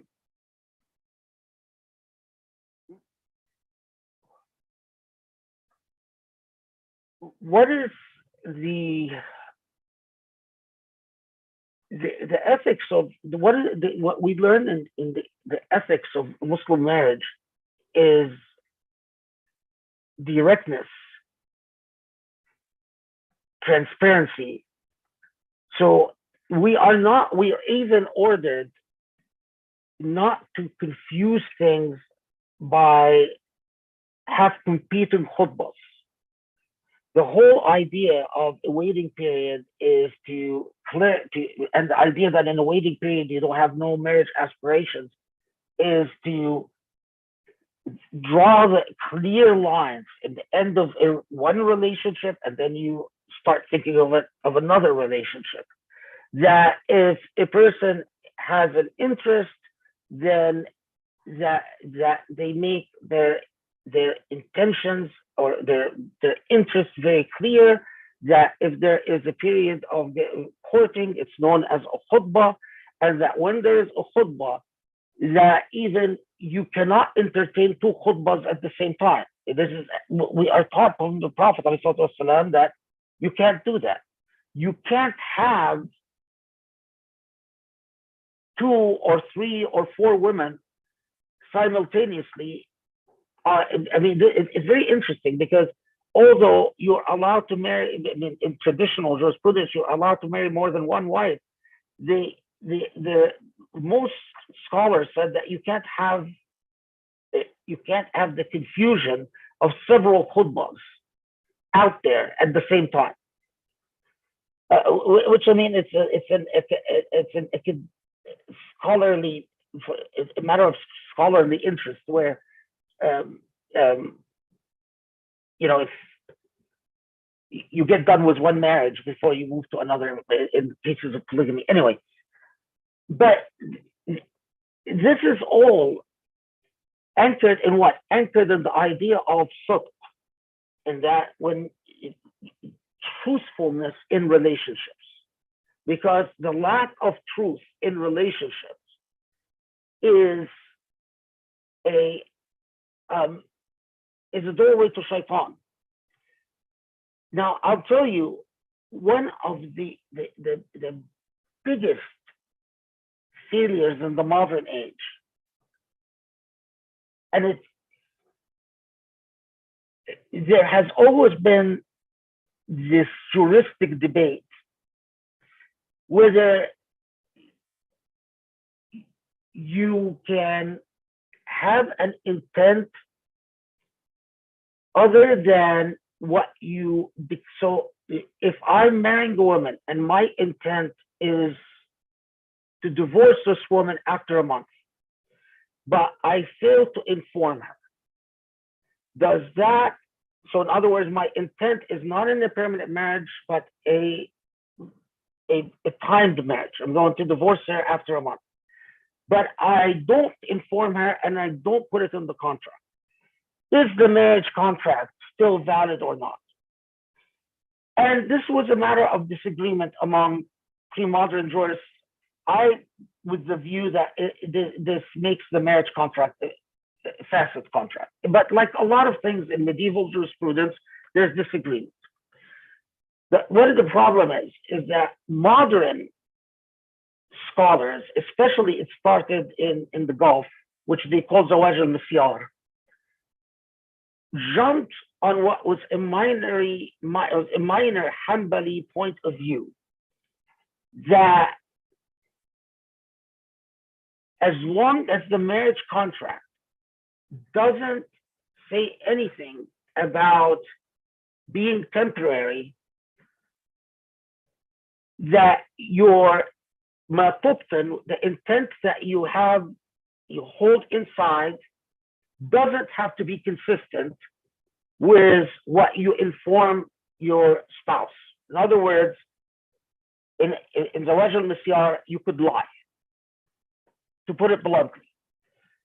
And these jurists, for reasons that I think we all understand, they were all in Saudi Arabia, said that this Zawaj is halal, that it is okay for these people who go to, let's say, a village in Egypt, a village in Morocco, they go to a poor family, say, I want to marry your daughter. Their intent is to divorce the daughter after a month, 2 months, 3 months.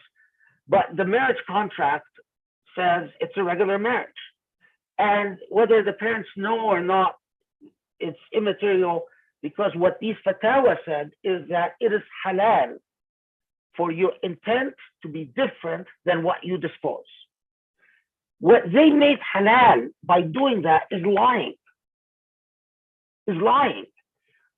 So the ripple effect from that is that our people, our imams, that go study in, for 2 years in Mecca or 2 years in Medina or whatever. But even what is remarkable, even where in places that are Sufi imams, not Wahhabi imams, but Sufi imams, that view became spread in the Muslim world like wildfire.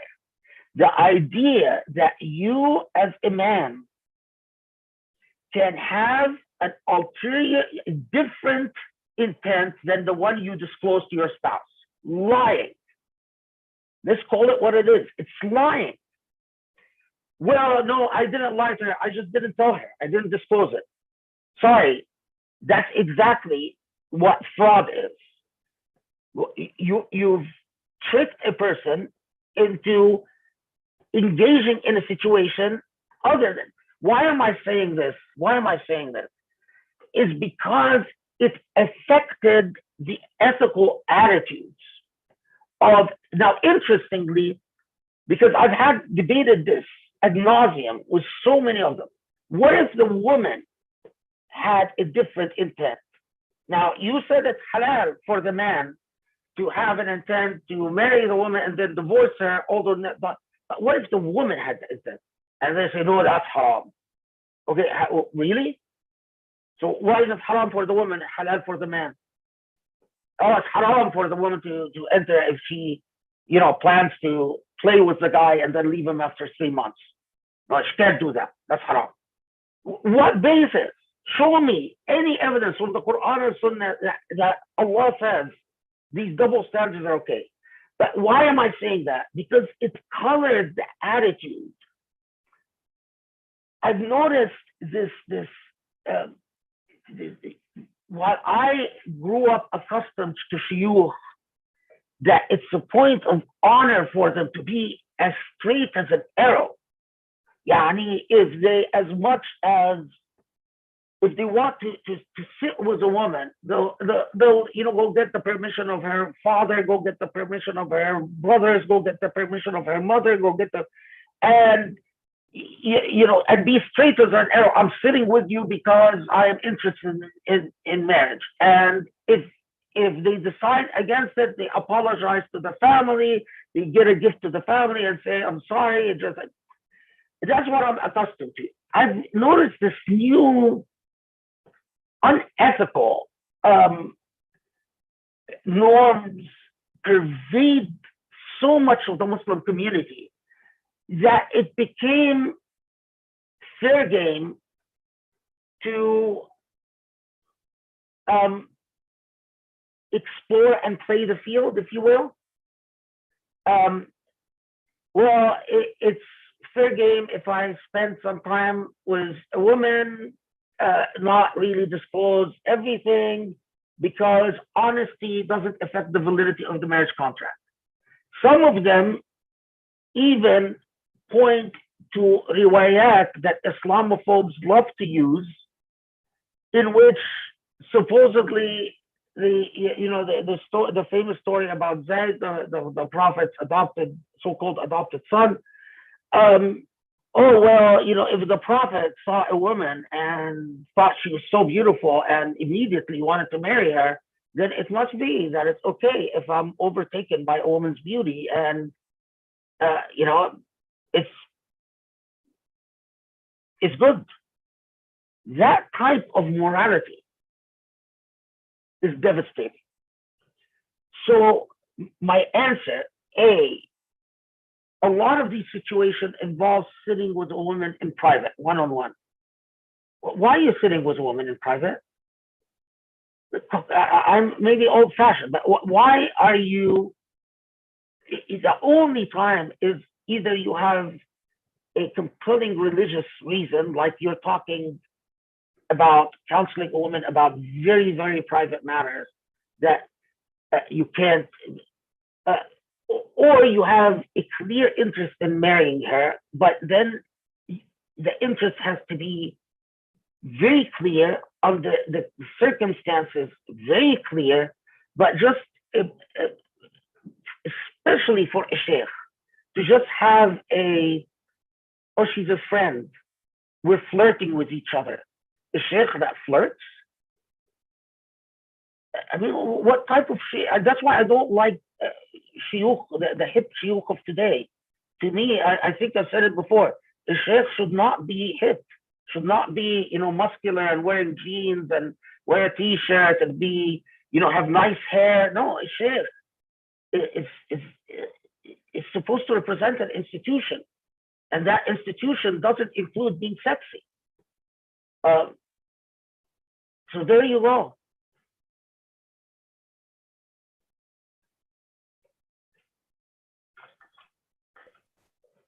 Thank you so much. I'm going to actually I'm going to switch the order of some of the questions. Are you there, Sarah? Let me just see. So we had an order, but we're also following the flow of what you're talking about. So I don't know if Sarah was ready. If not, I'm going to actually ask Reem. Oh, should I go ahead or? Oh, sorry, you're there. Sorry, I didn't see you. Okay, yes, Sarah, go ahead, please. So I do feel like a lot of portions of this question were answered, but just kind of, I guess, to focus the answer is, what are the Islamic legal requirements for the validity of a marriage on the topic of secret marriages? Are they even halal? And if not, where does this idea that they're halal come from? Okay, this is a subtle point. Those of you who are lawyers will get it right away, but if you're not a lawyer, let me just explain this distinction. There is Islamic jurisprudence. Often when we talk about law, we are thinking of the consequences of disobeying the law. So often Muslim jurists, when they talked about the validity of a contract, they were talking about what is sufficient to make a conjugal relation legally valid, in the sense that that there is no criminal penalty that can be applied because two people are living together. And the answer to that they often gave is offer and acceptance, a mahar, dowry, and most schools said 2 witnesses. That is, if you can testify that there was an offer, an acceptance, and a mahar, and 2 witnesses, that is enough to protect you from legal prosecution for a conjugal relation. The part that is often exploited is the issue of ishar. Ishar means to make public, to announce to the masses. We know that the Prophet ﷺ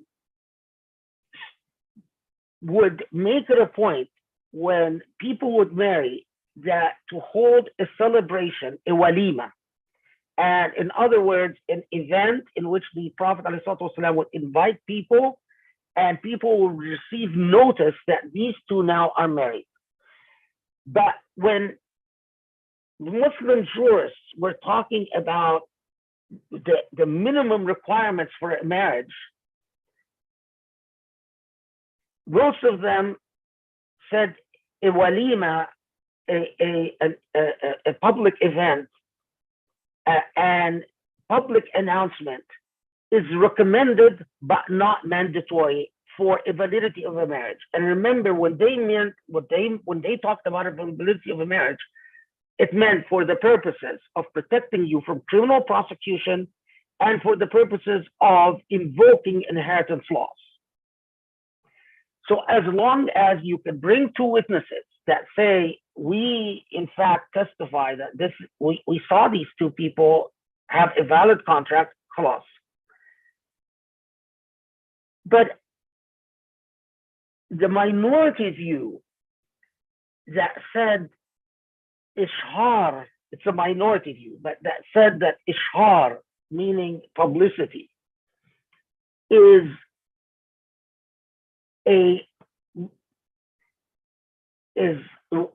not illegal. It's not a legal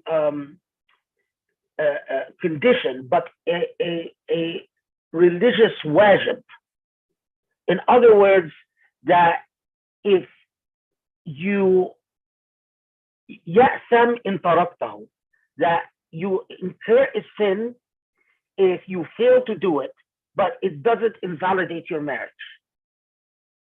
So that view said that if you fail to make your marriage public, then that's an if, that's a sin. But it doesn't mean that the marriage is invalid. And I completely understand where that view came from. Is that what it's saying is that we can't, people have various circumstances why, especially in the pre-modern ages where there are no registries, often people have marriage contracts that are stamped by 2 witnesses, and they are moving from, without visas, without borders, from one Islamic city to another Islamic city, where, the contract must protect them from prosecution. Otherwise, we can have all types of prosecutions of strangers. In other words, where basically strangers become the ones who are constantly targeted by prosecutions. So I understand where that view completely is basically saying that if you make it a point to make your marriage secret, then that's an ism, that's haram, but it doesn't affect the validity of your marriage. Now, a lot of imams that get involved in is that they look up in the fiqh books and they see that, a marriage requires offer consent, 2 witnesses. Interestingly, many of them completely ignore the fact that you can't the husband can't keep the copy of the marriage contract and refuse to give it to the wife, that the husband can't keep the information about the witnesses and refuse to give it to the wife, that part is often ignored. But many of them then say, well, I don't see ishar as a condition, khalas. Then, and that's what they tell women. In many situations, I've seen that they show the women in the book that all it says is offer acceptance and 2 witnesses. And I think we have to, again, kitab and hikmah. What is the problem with secret marriages? Is that they often victimize an inexperienced woman. It is, and often a woman, after the marriage dissolves, the woman finds that she is not in a position to say, I was married and divorced. So she's hiding the marriage from her family, maybe even from society, that she's not a virgin anymore, that it leaves deep emotional scars on her, that she was married for a while and dumped. And the hurt and the bitterness. And again,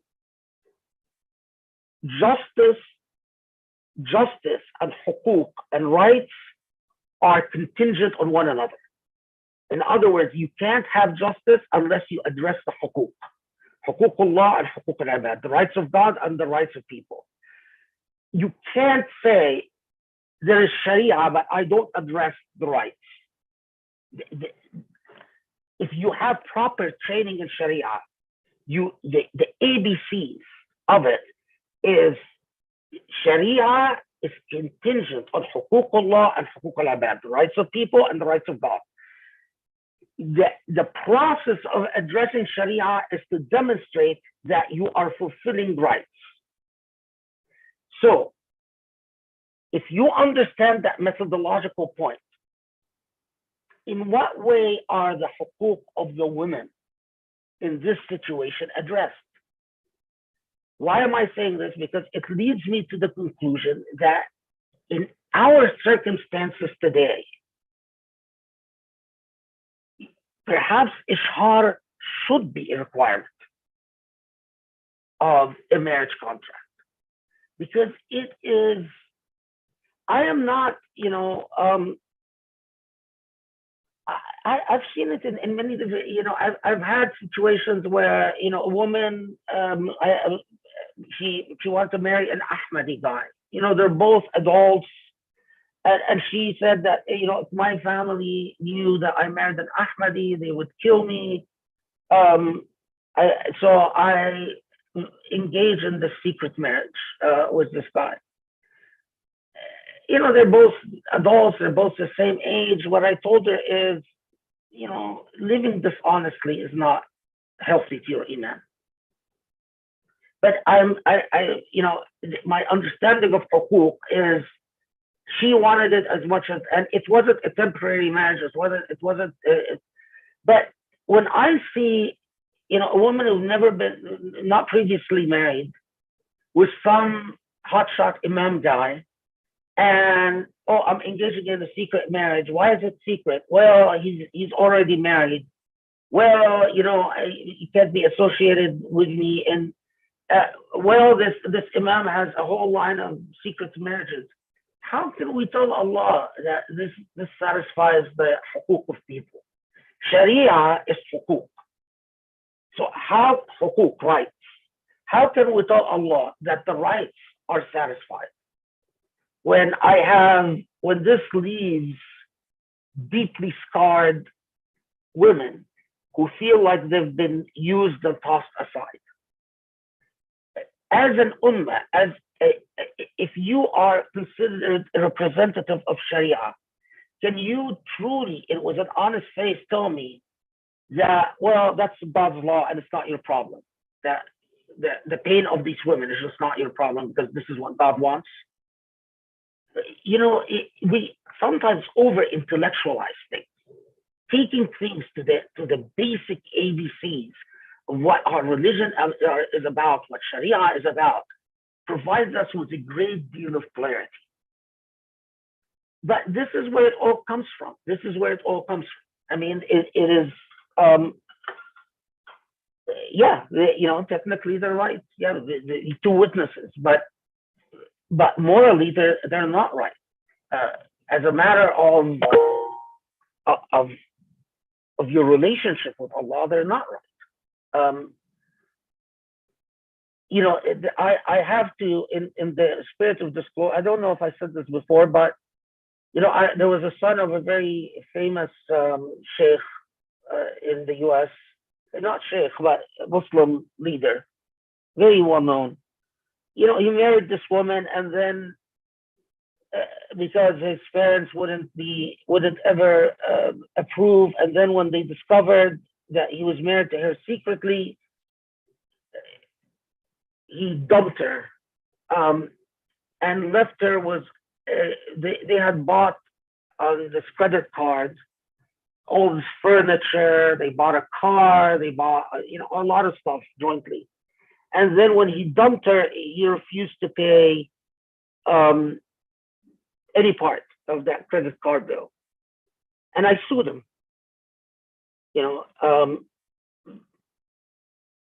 Islamically, I felt it is my obligation to help this woman by suing him. And Islamically, the fact that he is the son of a very well-known Islamic figure, and that in turn he became a very well-known Islamic figure, just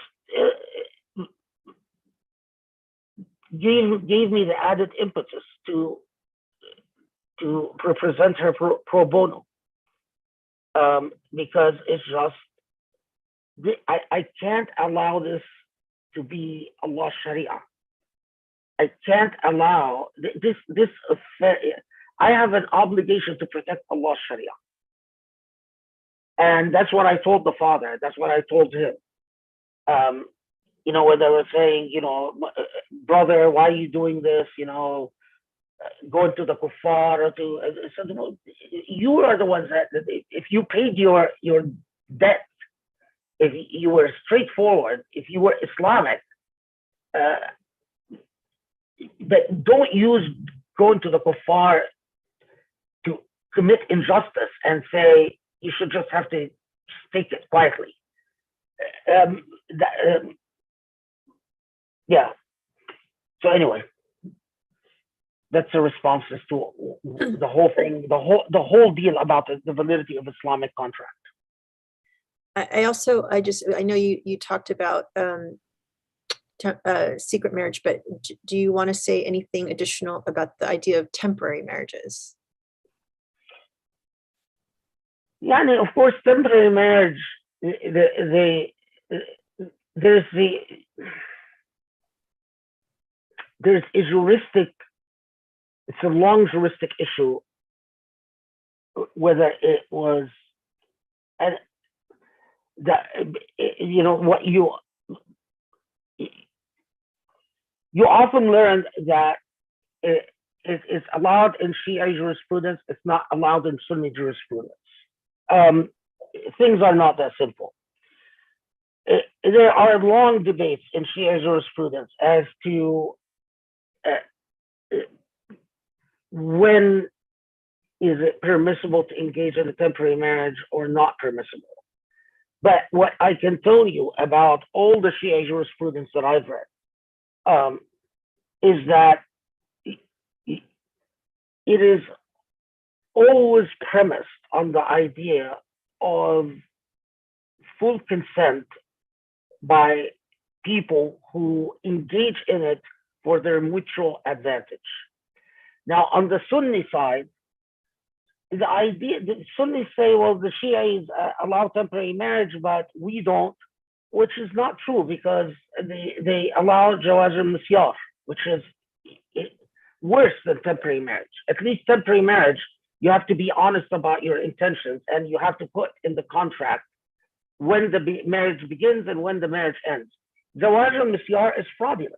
You have an intention to terminate the marriage on a certain time, to terminate this marriage after a certain term, but you never disclose it. You never put it in the contract, and you don't actually disclose it to the other side. Can you define what that Arabic term was? I didn't catch. Which? Yeah. The Sunni version that you said is worse than Zawaj al-misyar, which basically means pleasure marriage. Okay. It's sort of it said, pleasure marriage, which is worse because you enter it, but you don't put it in the contract that it's temporary, and you don't even have to tell the other person that it's temporary. Listen, I'm not dogmatic about this. There are,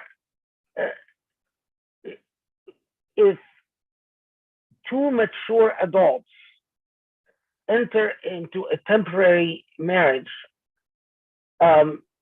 because they weren't sure, under certain circumstance, like they were in a war in Bosnia, and these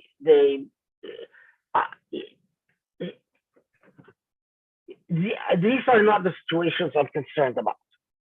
To be very clear, if I can see evidence of actual full voluntary consent, just because you call it temporary, it doesn't. What I'm concerned about is fraudulent marriages, is exploitative marriages, is marriages that evidence someone is victimizing someone else. So when rich executives, and which happens in Egypt all the time, rich executives go and find poor employees who can hardly make a living, and they say, okay, I'm going to marry you, but you have, and they put it in the contract. They have an intention to marry this person for 3 months or 6 months, and they have no rights at all beyond what the dowry that they received. It's prostitution. It's someone who's powerful exploiting someone who's not powerful for a sum of money, so they can use them sexually for a period of time. When I hear of temporary marriages entered in by wealthy shuyukh or wealthy ayatollahs in Iran or Iraq with poor, disempowered women, that's prostitution. Get to the substance of things. We have to be honest, and when it's abusive, it's abusive. When it is a person exploiting and consuming another person, it's harm. I am not at all moved to say anything when I see, two equally powerful adults enter into a relationship and they call it a temporary marriage. I say, Allahu Alam, that's your business. Khalas. But when it is someone exploiting someone else, that's very problematic. And that's where I think, I really believe that Allah looks to the truth of things, not the labels of things. Is there a human being? Because in the same way, you and I can have a completely valid legal marriage, but if I abuse you in this valid marriage, is Allah going to look at this and say, well, it's okay, you can abuse her because this marriage is by label technically correct? No. Allah looks to the substance of things. What actually are the truth of the dynamics between human beings? And so, So by the same token, if you are engaging your two mutually equally powerful adults engaging in a temporary marriage, but it's really just for pleasure, is that? I'm not going to say about anything about that. If Allah knows, if Allah knows that for whatever circumstances that they are, there's no fraud, there's no deception, there's no one taking advantage of the other, I leave that to Allah. I wouldn't engage in it, but I leave it up to Allah. I am not going to what my vigilance, what gets me animated is when exploitation and abuse. I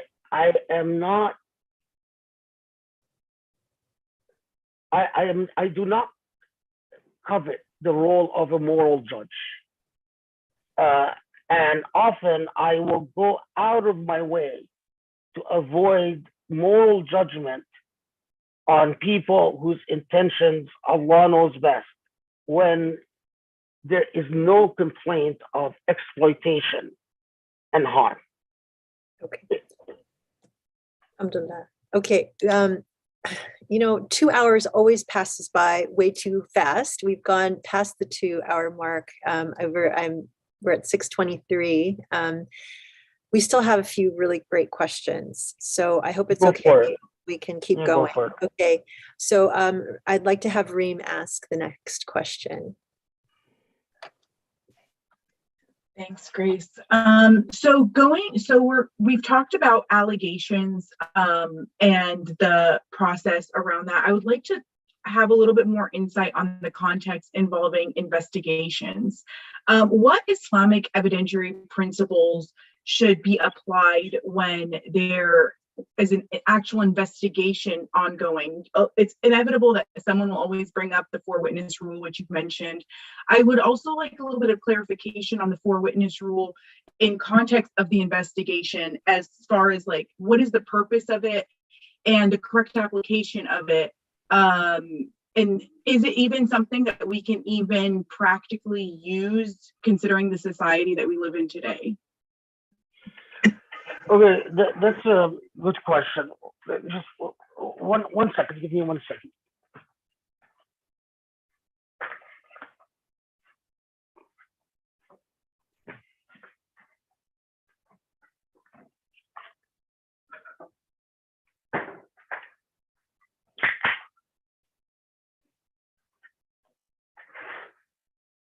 I had to feed my Coke addiction. Sorry.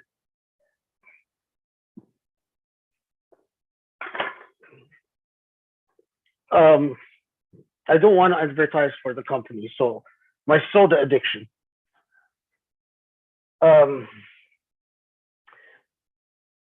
The 4-witness rule was decreed defensively. I mean, it was decreed in 2 situations, right? Situations where a husband accuses a wife,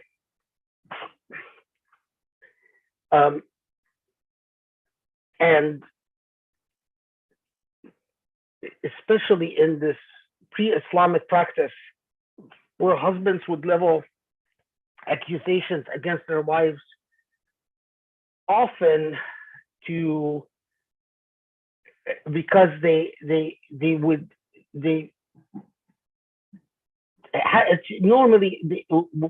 had monetary motivations. The wife would have money, the husband would want to take this money, but doesn't want her to marry someone else, so she can't take her money away. So he makes an accusation.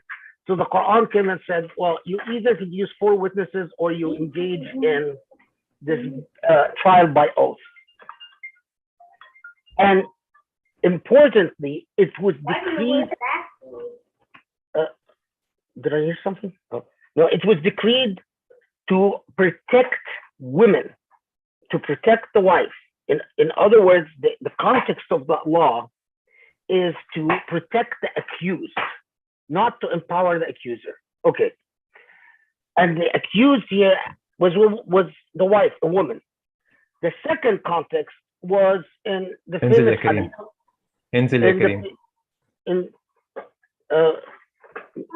If you turn off your mic if you're speaking, because I hear it. Yeah.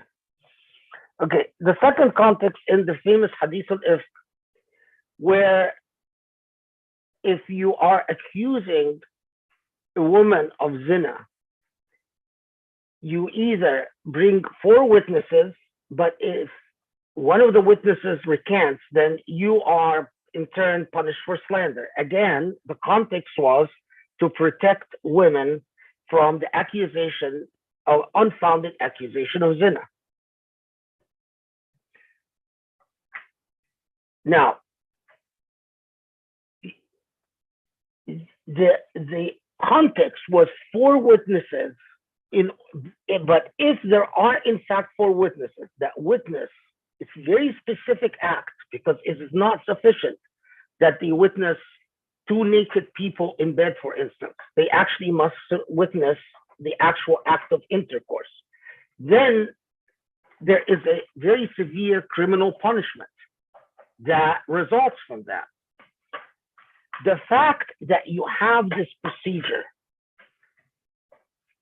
not 4 witnesses that must witness the actual act of intercourse, the result is a very severe criminal punishment, doesn't mean that then that procedure is an umbrella that covers all other acts in which the rights of people are violated. Because, and this is, by the way, the grandfather of Ibn Rushd, the grandfather, the Maliki jurist, not the philosopher, had a very famous fatwa about this, in which there was a sexual assault, and again, some of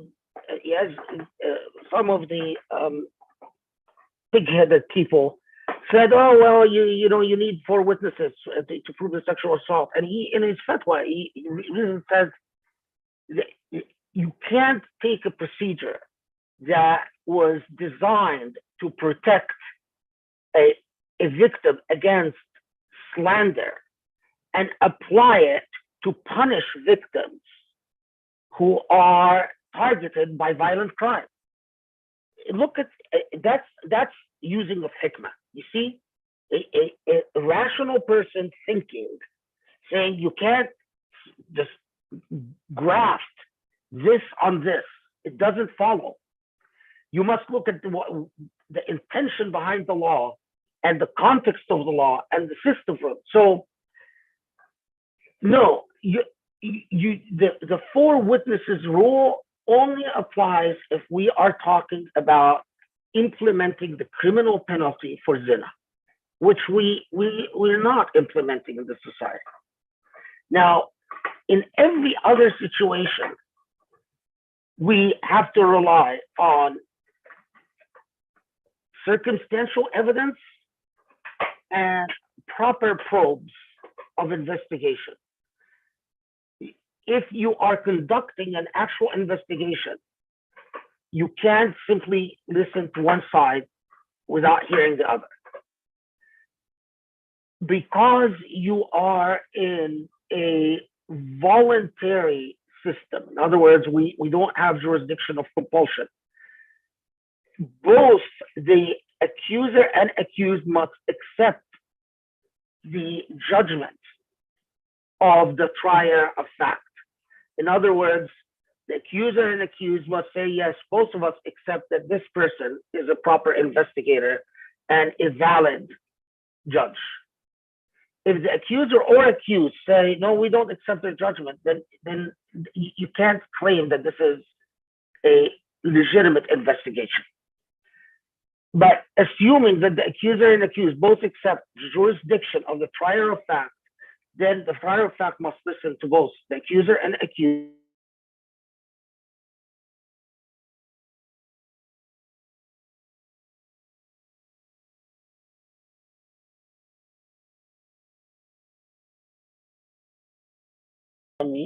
Did I get muted? What? Sorry, we were having some technical difficulties, so everyone got muted. Can you just repeat? I'm sorry about that.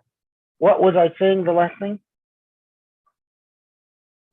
I'm sorry, I was struggling with the technology. If you just, The accused and the accuser being both accused equally. thank you. Yeah, the accused must accept the trier of fact, because you don't have compulsive jurisdiction. You know what I'm saying?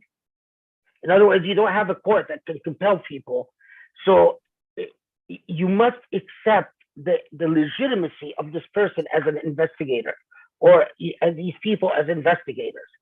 And the investigators must listen to the accused and accused, the accuser and accused, must consider witnesses, must consider circumstantial evidence. And the part that is rarely used, but I strongly believe in, is direct the oath, توجيه القسم. Because I'll tell you, if you take that oath and you are lying, that you swear that you are saying the truth, and may Allah curse you if you are not. My experience, anyone that has taken this oath untruthfully, their life falls apart.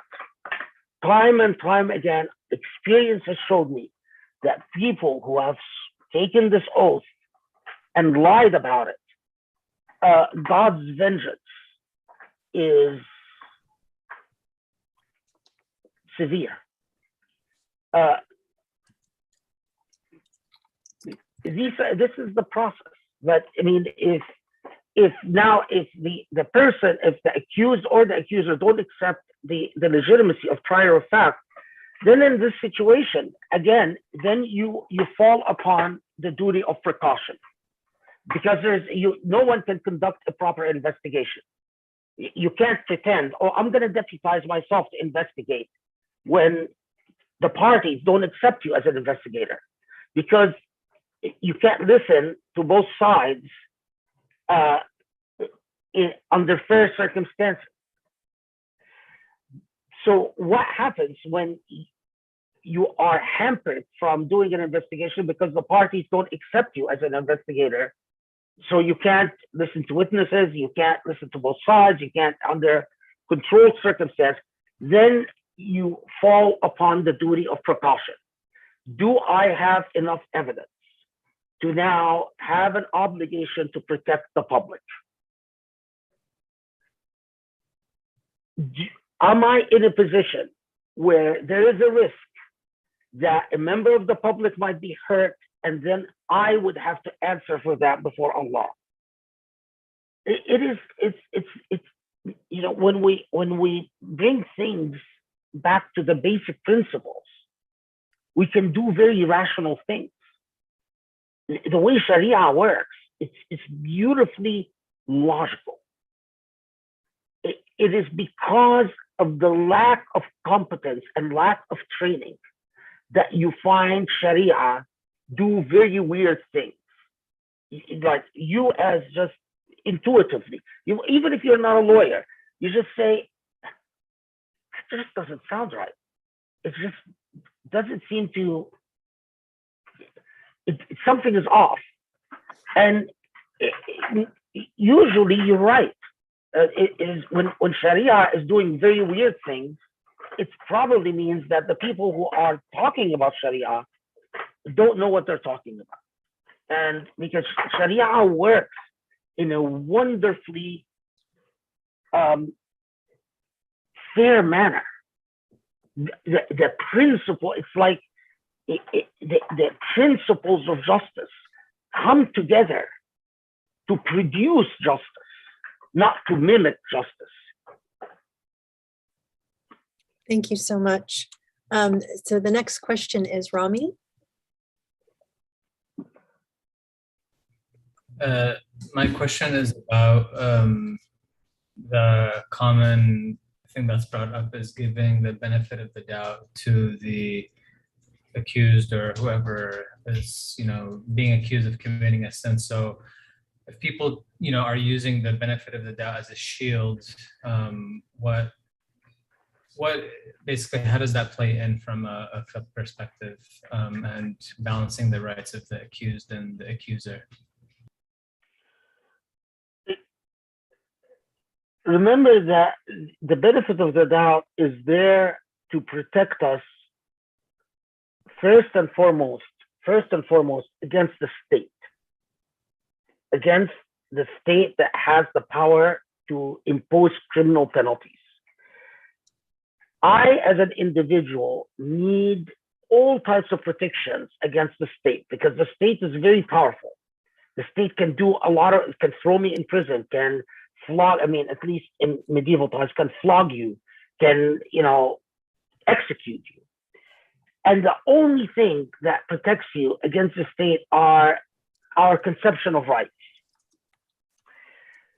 So that's the first thing that we need to remember. Second is that الأصل في الأشياء البراءة or الأصل في الأشياء الإباحة or براءة الذمة, all of these things that connote a presumption of you are innocent until otherwise. But aside from the state imposing a criminal penalty against you, let's take a scenario, and I think the answer becomes very, very obvious, okay? So let's say the state is considering whether to hire me for a job. And they go to my professors, and my professors say, you know, yeah, he has good grades, but I've noticed that, you know, I suspect that he has good grades because he knows how to answer exams, but he really doesn't have the ability to analytically apply his knowledge to experiential situations. In other words, a negative recommendation. Do I have a right at that point to come and say, presumption of innocence? How dare you not give me the job because I have the presumption? How can you take the opinion of my professors without first coming to me and saying, and then I can say, no.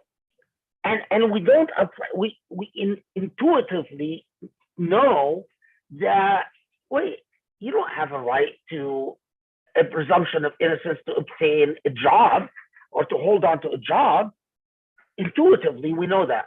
So if I come, you know, someone applies for a job in my company or in my shop, and then I say, you know, I'm sorry, I don't want to hire you. Why don't you want to hire me? Well, to be honest, you know, I've heard that from some friends that you're a lazy worker. How dare you? Presumption of innocence. You must give me the job. Presumption of innocence. We know intuitively. Doesn't work. We know because there's no criminal penalty. We know that there is no accusing state. We know that in the balance of rights, I can't use the presumption of innocence to either obtain an affirmative advantage. In other words, I can't use the presumption of innocence to affirmatively to obtain an advantage as opposed to defensively to defend myself against the possible criminal penalties. Now, this is, you take this situation. There is no criminal penalty.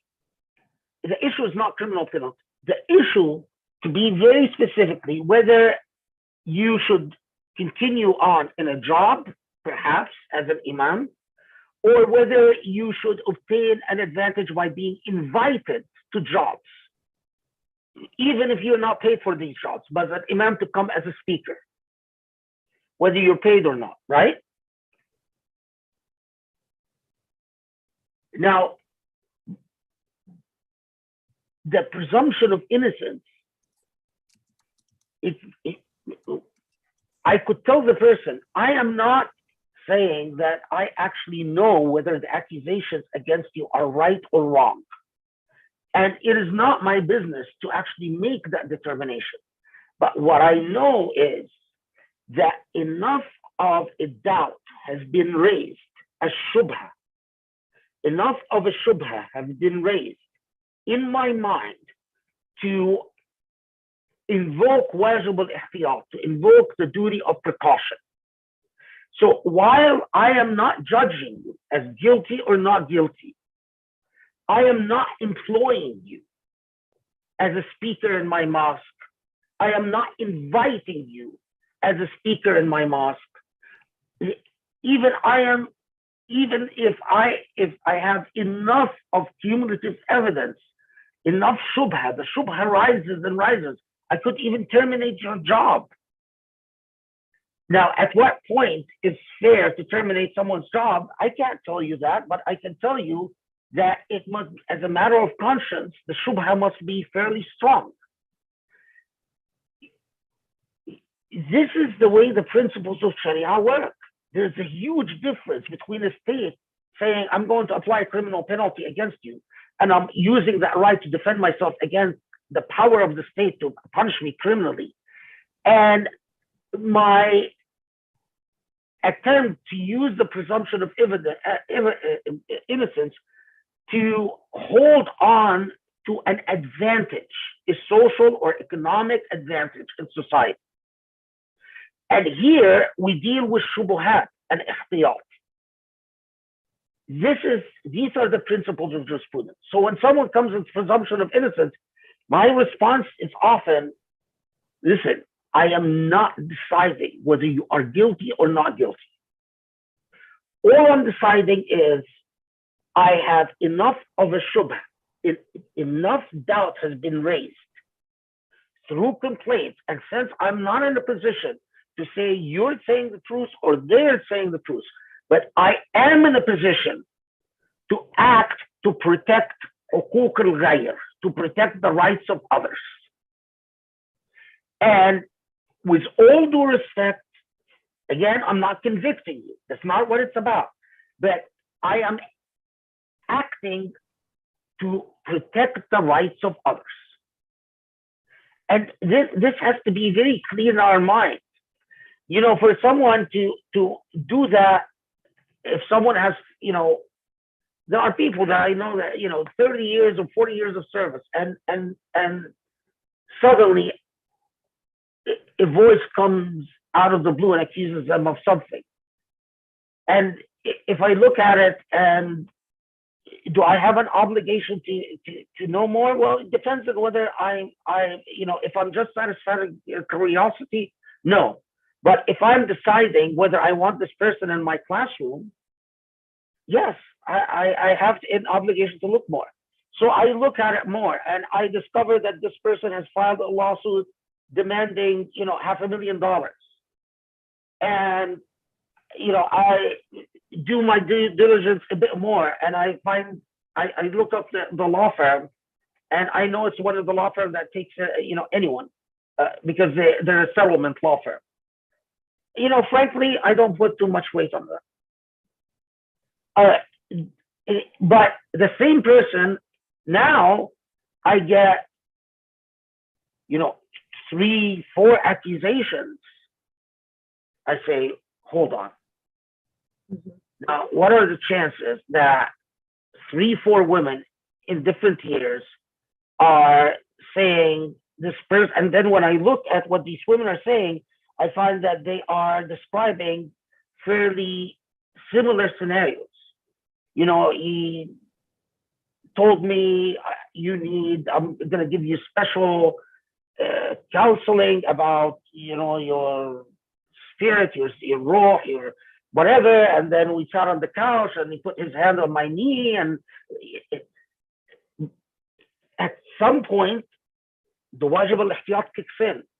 And I'll tell you, I mean, again, with these individuals, I might not hire them to be in my classroom or invite them to give a lecture, but still they invite me to their home for dinner. I go. I say, well, why are you having dinner with me? I say, because I haven't judged that you were guilty. The individual that I'm talking about, there were 2 accusations. That's not what I said, but the 2 accusations, when I looked at them, they were sufficiently by rational, balanced women that the duty of precaution kicked in. And I'm sorry, I can't, you know, although this person I actually had feelings for, although, you know, you're a person that has been close to my heart for all these years, but I can't hire you in good conscience, not because I believe the accusations, but because I can't take that risk. Mhm. Thank you so much. I know Rami also had a follow-up question regarding forgiveness. Yeah, this is just related to many incidents where women are pressured by family to forgive the perpetrator of an offense against them on the basis that, you know, forgiving is an Islamic obligation and you shouldn't hold hate in your heart. You know, forgiveness is sometimes, contrary to what a lot of people say, forgiveness, when it is truly voluntary, it's healthy. But when forgiveness is a result of pressure, it adds to the sense of feeling wronged and to the sense of grievance. And to pressure someone to forgive, I mean, listen, if, oh, God's sake, if Allah says, لا إكراه في الدين قد تبين الرشد من الغي.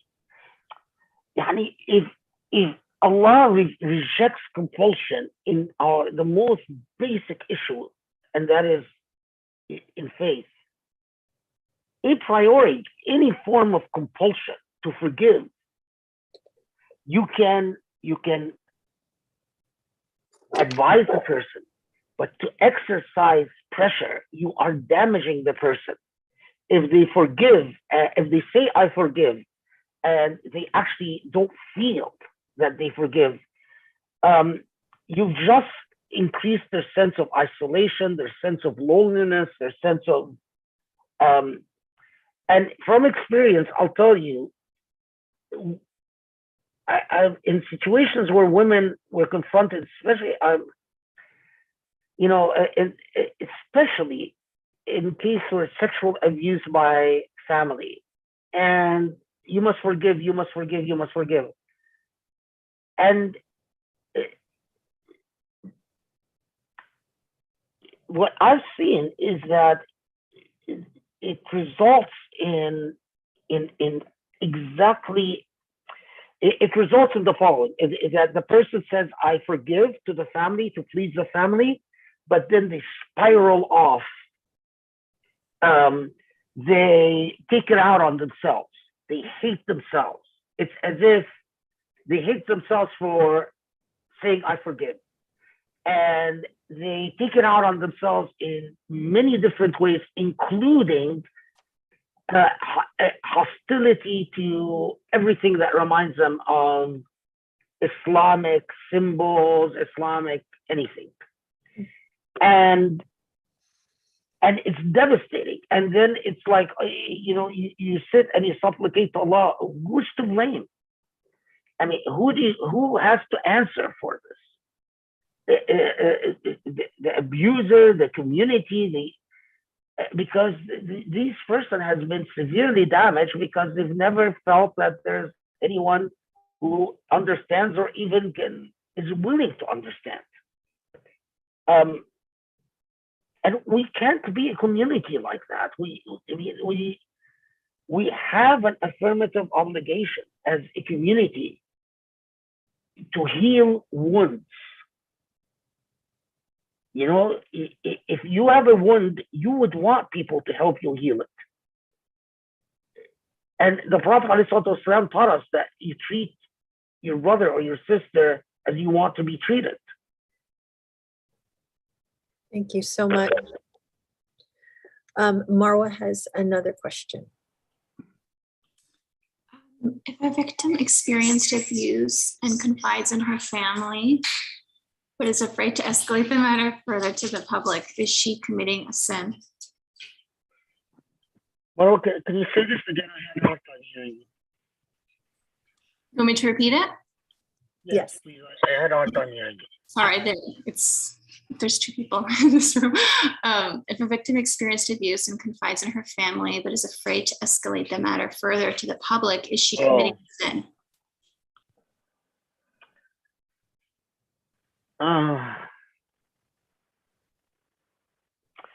This is a really tough call, because there, yes, there is an obligation to protect the public.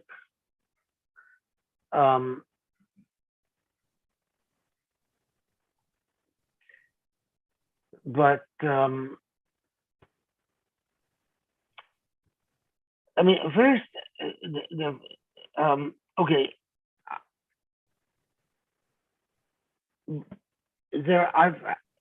let's differentiate between situations because I think it's a world. First, remember that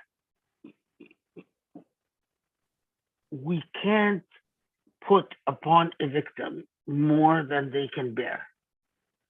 We can't put the responsibility of the entire ummah on a victim, because already they're deeply injured by what they've gone through, and then to destroy them even further. So that is a serious consideration. But then we look at individual circumstance. So you have a situation, for instance, where there's family abuse and incest type sexual abuse, and then the victim, let's say, told her husband, but hasn't come out in public. And I don't expect a victim, because in the case of incest, the crime is usually directed against a family member, a member who was in a very vulnerable position. But then if the woman tells me, I have now grandchildren, and I say, you have an absolute, either you keep your grandchildren away from the abuser without explanation, or you absolutely have an obligation, because now the rights of the children are involved. So let's say, take a real life situation, someone who is a Quran reciter or an imam and sexually assaulted a woman. And, the woman confided in her family, but then the evidence points to that there has been, and there will be other victims who will fall prey to the sexual assault. It is really important to just tell the victim, oh, you must absolutely just go and take her all on your shoulder and expose this person in the world and suffer the consequences doesn't. But to shore up support, to work with the person, and to talk about the obligation of protecting others, and so that the person performs their obligation to protect others while at the same time knowing that they're supported by their family, and is essential. So I mean, it's a tough balance, but every time I know that there's going to be continuing crime, there is an obligation to protect. But in the process of protecting, you can't destroy the you can't destroy the already victimized person. But I do invite women to think very seriously. I mean, if you think in good conscience that whatever you were exposed to is not something that's going to repeat itself, and you want to keep it private, then khalas. But if you believe in good conscience that it is something that will repeat itself and that there will be other victims, then I do very strongly invite them to think very seriously if they can handle bringing an accusation or express to protect others, because again, the obligation is to protect others. But yeah, Marwa, it's very hard because I've seen,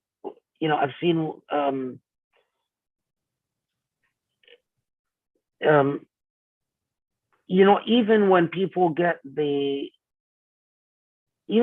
have taken the very brave, like they've written a letter or something like that and named themselves, our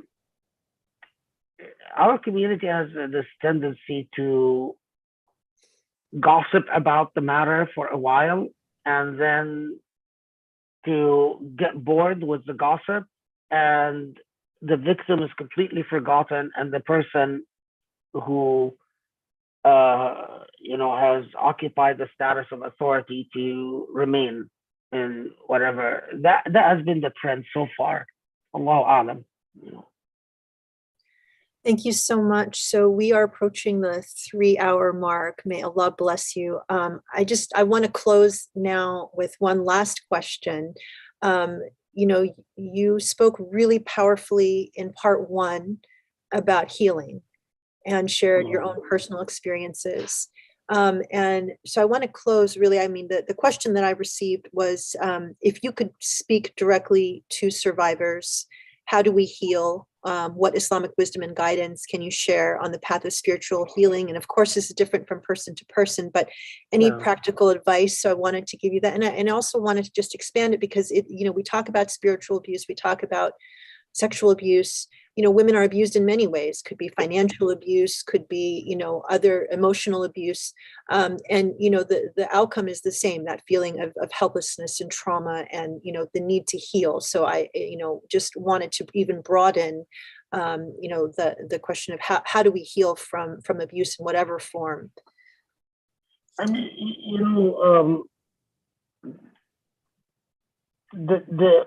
yes, you're right. Abuse generally, the first step is the sense of, there's always that sense of self-hate. The sense of you hate your weakness, you hate your stupidity, you hate, you blame yourself for all types of things. And that is, it's the least constructive and healthy sentiment. In situations particularly of sexual abuse, the worst thing is that you hate your body or even particular parts of your body. And you're just extremely uncomfortable. You get triggered by your body, and that sense of alienation from your physical self is, again, it's very brutal and it's very harsh and it's very painful. So the first step is to work, whether to understand, and this is to internalize that if you've gone through this, Allah has allowed you to go through this. Allah didn't allow you to go through this so you can hate yourself. Allah allowed you to go through this so you can empower yourself, so that you can learn something to do something. That it is never the case that I don't accept for anyone that Allah hates me and Allah just wanted to see me, trashed or, humiliated. And this is not just in even for torture survivors, you know. If Allah allowed this to happen to me, then Allah wanted to teach me something about evil and about shaitan and about what shaitan can do. And Allah wanted to teach me this so that I can be empowered to serve a purpose. And it is this, I know shaitan comes and puts all types of doubts in your hearts. Really? Allah, chose you for something? Why would Allah choose you? You're a loser. You're disgusting. You can't get your act together about anything. But you fight this through فَعْبُدْ رَبَّكَ حَتَّى يَأْتِيكَ الْيَقِينَ. Worship Allah until yaqeen comes to you, until certainty comes to you. That you keep worshiping Allah and holding on to Allah until certainty comes to you from Allah that you are in fact dear and close to Allah. And that in fact you have been selected to learn through trauma. And then I don't look at the trauma as a curse. In fact, I look at the trauma as putting me in a special position to be a recipient of special gifts from Allah. Allah is going to give me special abilities because I went through special trauma. And the question becomes, okay, what is it that Allah wants me to do from the knowledge that came from that special trauma?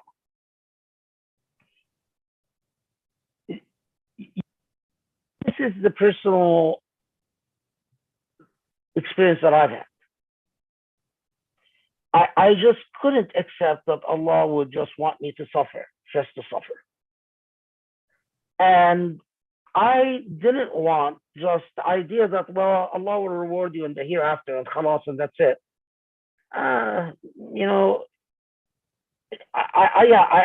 will, if Allah rewards me, it's because of Allah's grace and Allah's mercy and Allah's kindness, and Allah will forgive my sins. Then that's what I pray for. But trauma had a reason. And the reason, if Allah allowed me to survive it, if Allah wanted me to reward me in the hereafter, Allah wouldn't have allowed me to survive it. But if Allah allowed me to survive it, then Allah wanted me to learn from my trauma.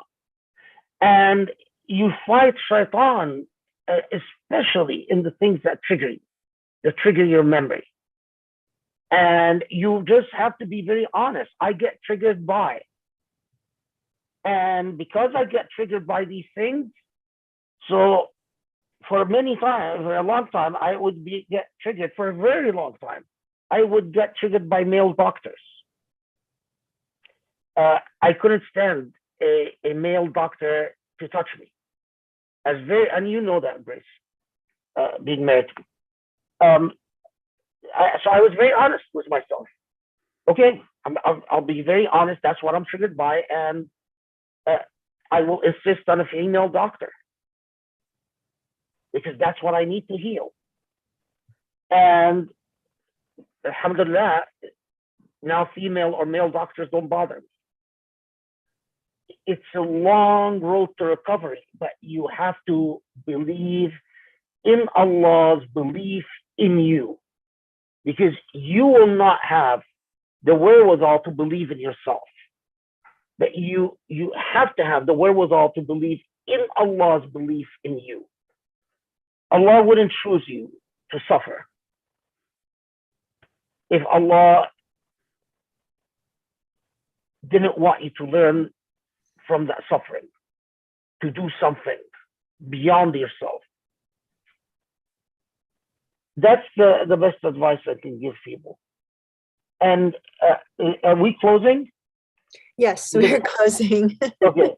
I just want to emphasize something that we started with, because I am deeply, deeply, deeply concerned about this. People there is a very real danger. I am extremely worried about pornography and the hijab fetish. I am deeply worried about pornography and the Muslim fetish. I know of men who make it a point, the number of Muslim women who contact me and say, I'm in love with a non-Muslim man and I want to marry a Muslim man. And it deeply troubles me that the post-war period has left a significant number of people with a Muslim or a hijab fetish. But I am much more troubled, and we need to turn our attention to this very serious problem. Incest and pornography and the way that it is affecting families, especially conservative, closed families. I am seeing an increased number of violations between brother and sister, cousins. It's just god awful things. And Muslims are absent from so many things, but putting our head in the sand. And one of the things I learned that just is deeply troubling. Do you know that the Muslim world is among the percentage-wise the highest pornography consumers in the world, and that pornography sites will often have English and Arabic, not Hebrew, not French, not Portuguese, not Spanish, English and Arabic.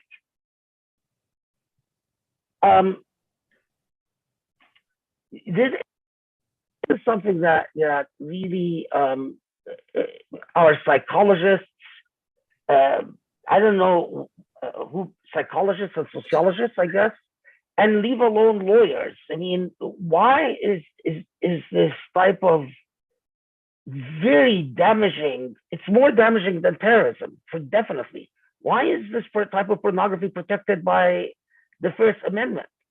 When I tell Muslim lawyers, you should consider that your obligation to affect change, like a change like that.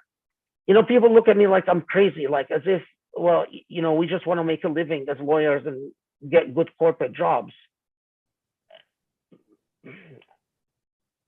No, I don't think so. I think if you're a Muslim and a lawyer, and especially if God made you a talented lawyer, we need to do something to protect society from these evils. Anyway. Absolutely. Alhamdulillah. Thank you so much. God bless you, Shaykh. I know you've had already a very long day, and a 3-hour session is really exhausting, but I think that what you shared with us was absolute gold. And I pray that anyone who is listening to this will benefit and have enlightenment, empowerment, and, you know, good help in healing and starting that journey. So thank you everyone who participated, who stayed with us, who asked questions, who sent questions. May Allah, you know, bless and protect you all. And you know, I'm looking forward to hopefully our publication of the proceedings from part 1 and part 2. Keep an eye out for that. In the meantime, also want to encourage you to get our book, The Prophet's Pulpit, which is, again, empowerment in a book. And, you know, inshallah, spread the word, because I think what we do here is really special. And, you know, I want more people to know about it. It's a source of light and a source of beauty. So despite all the challenges. So thank you, everyone. And I hope you have a wonderful week, and we will look forward to seeing you, inshallah, hopefully at our khutbah on Friday or our halaqah next week or a future event, inshallah. Thank you so much. Assalamu alaikum.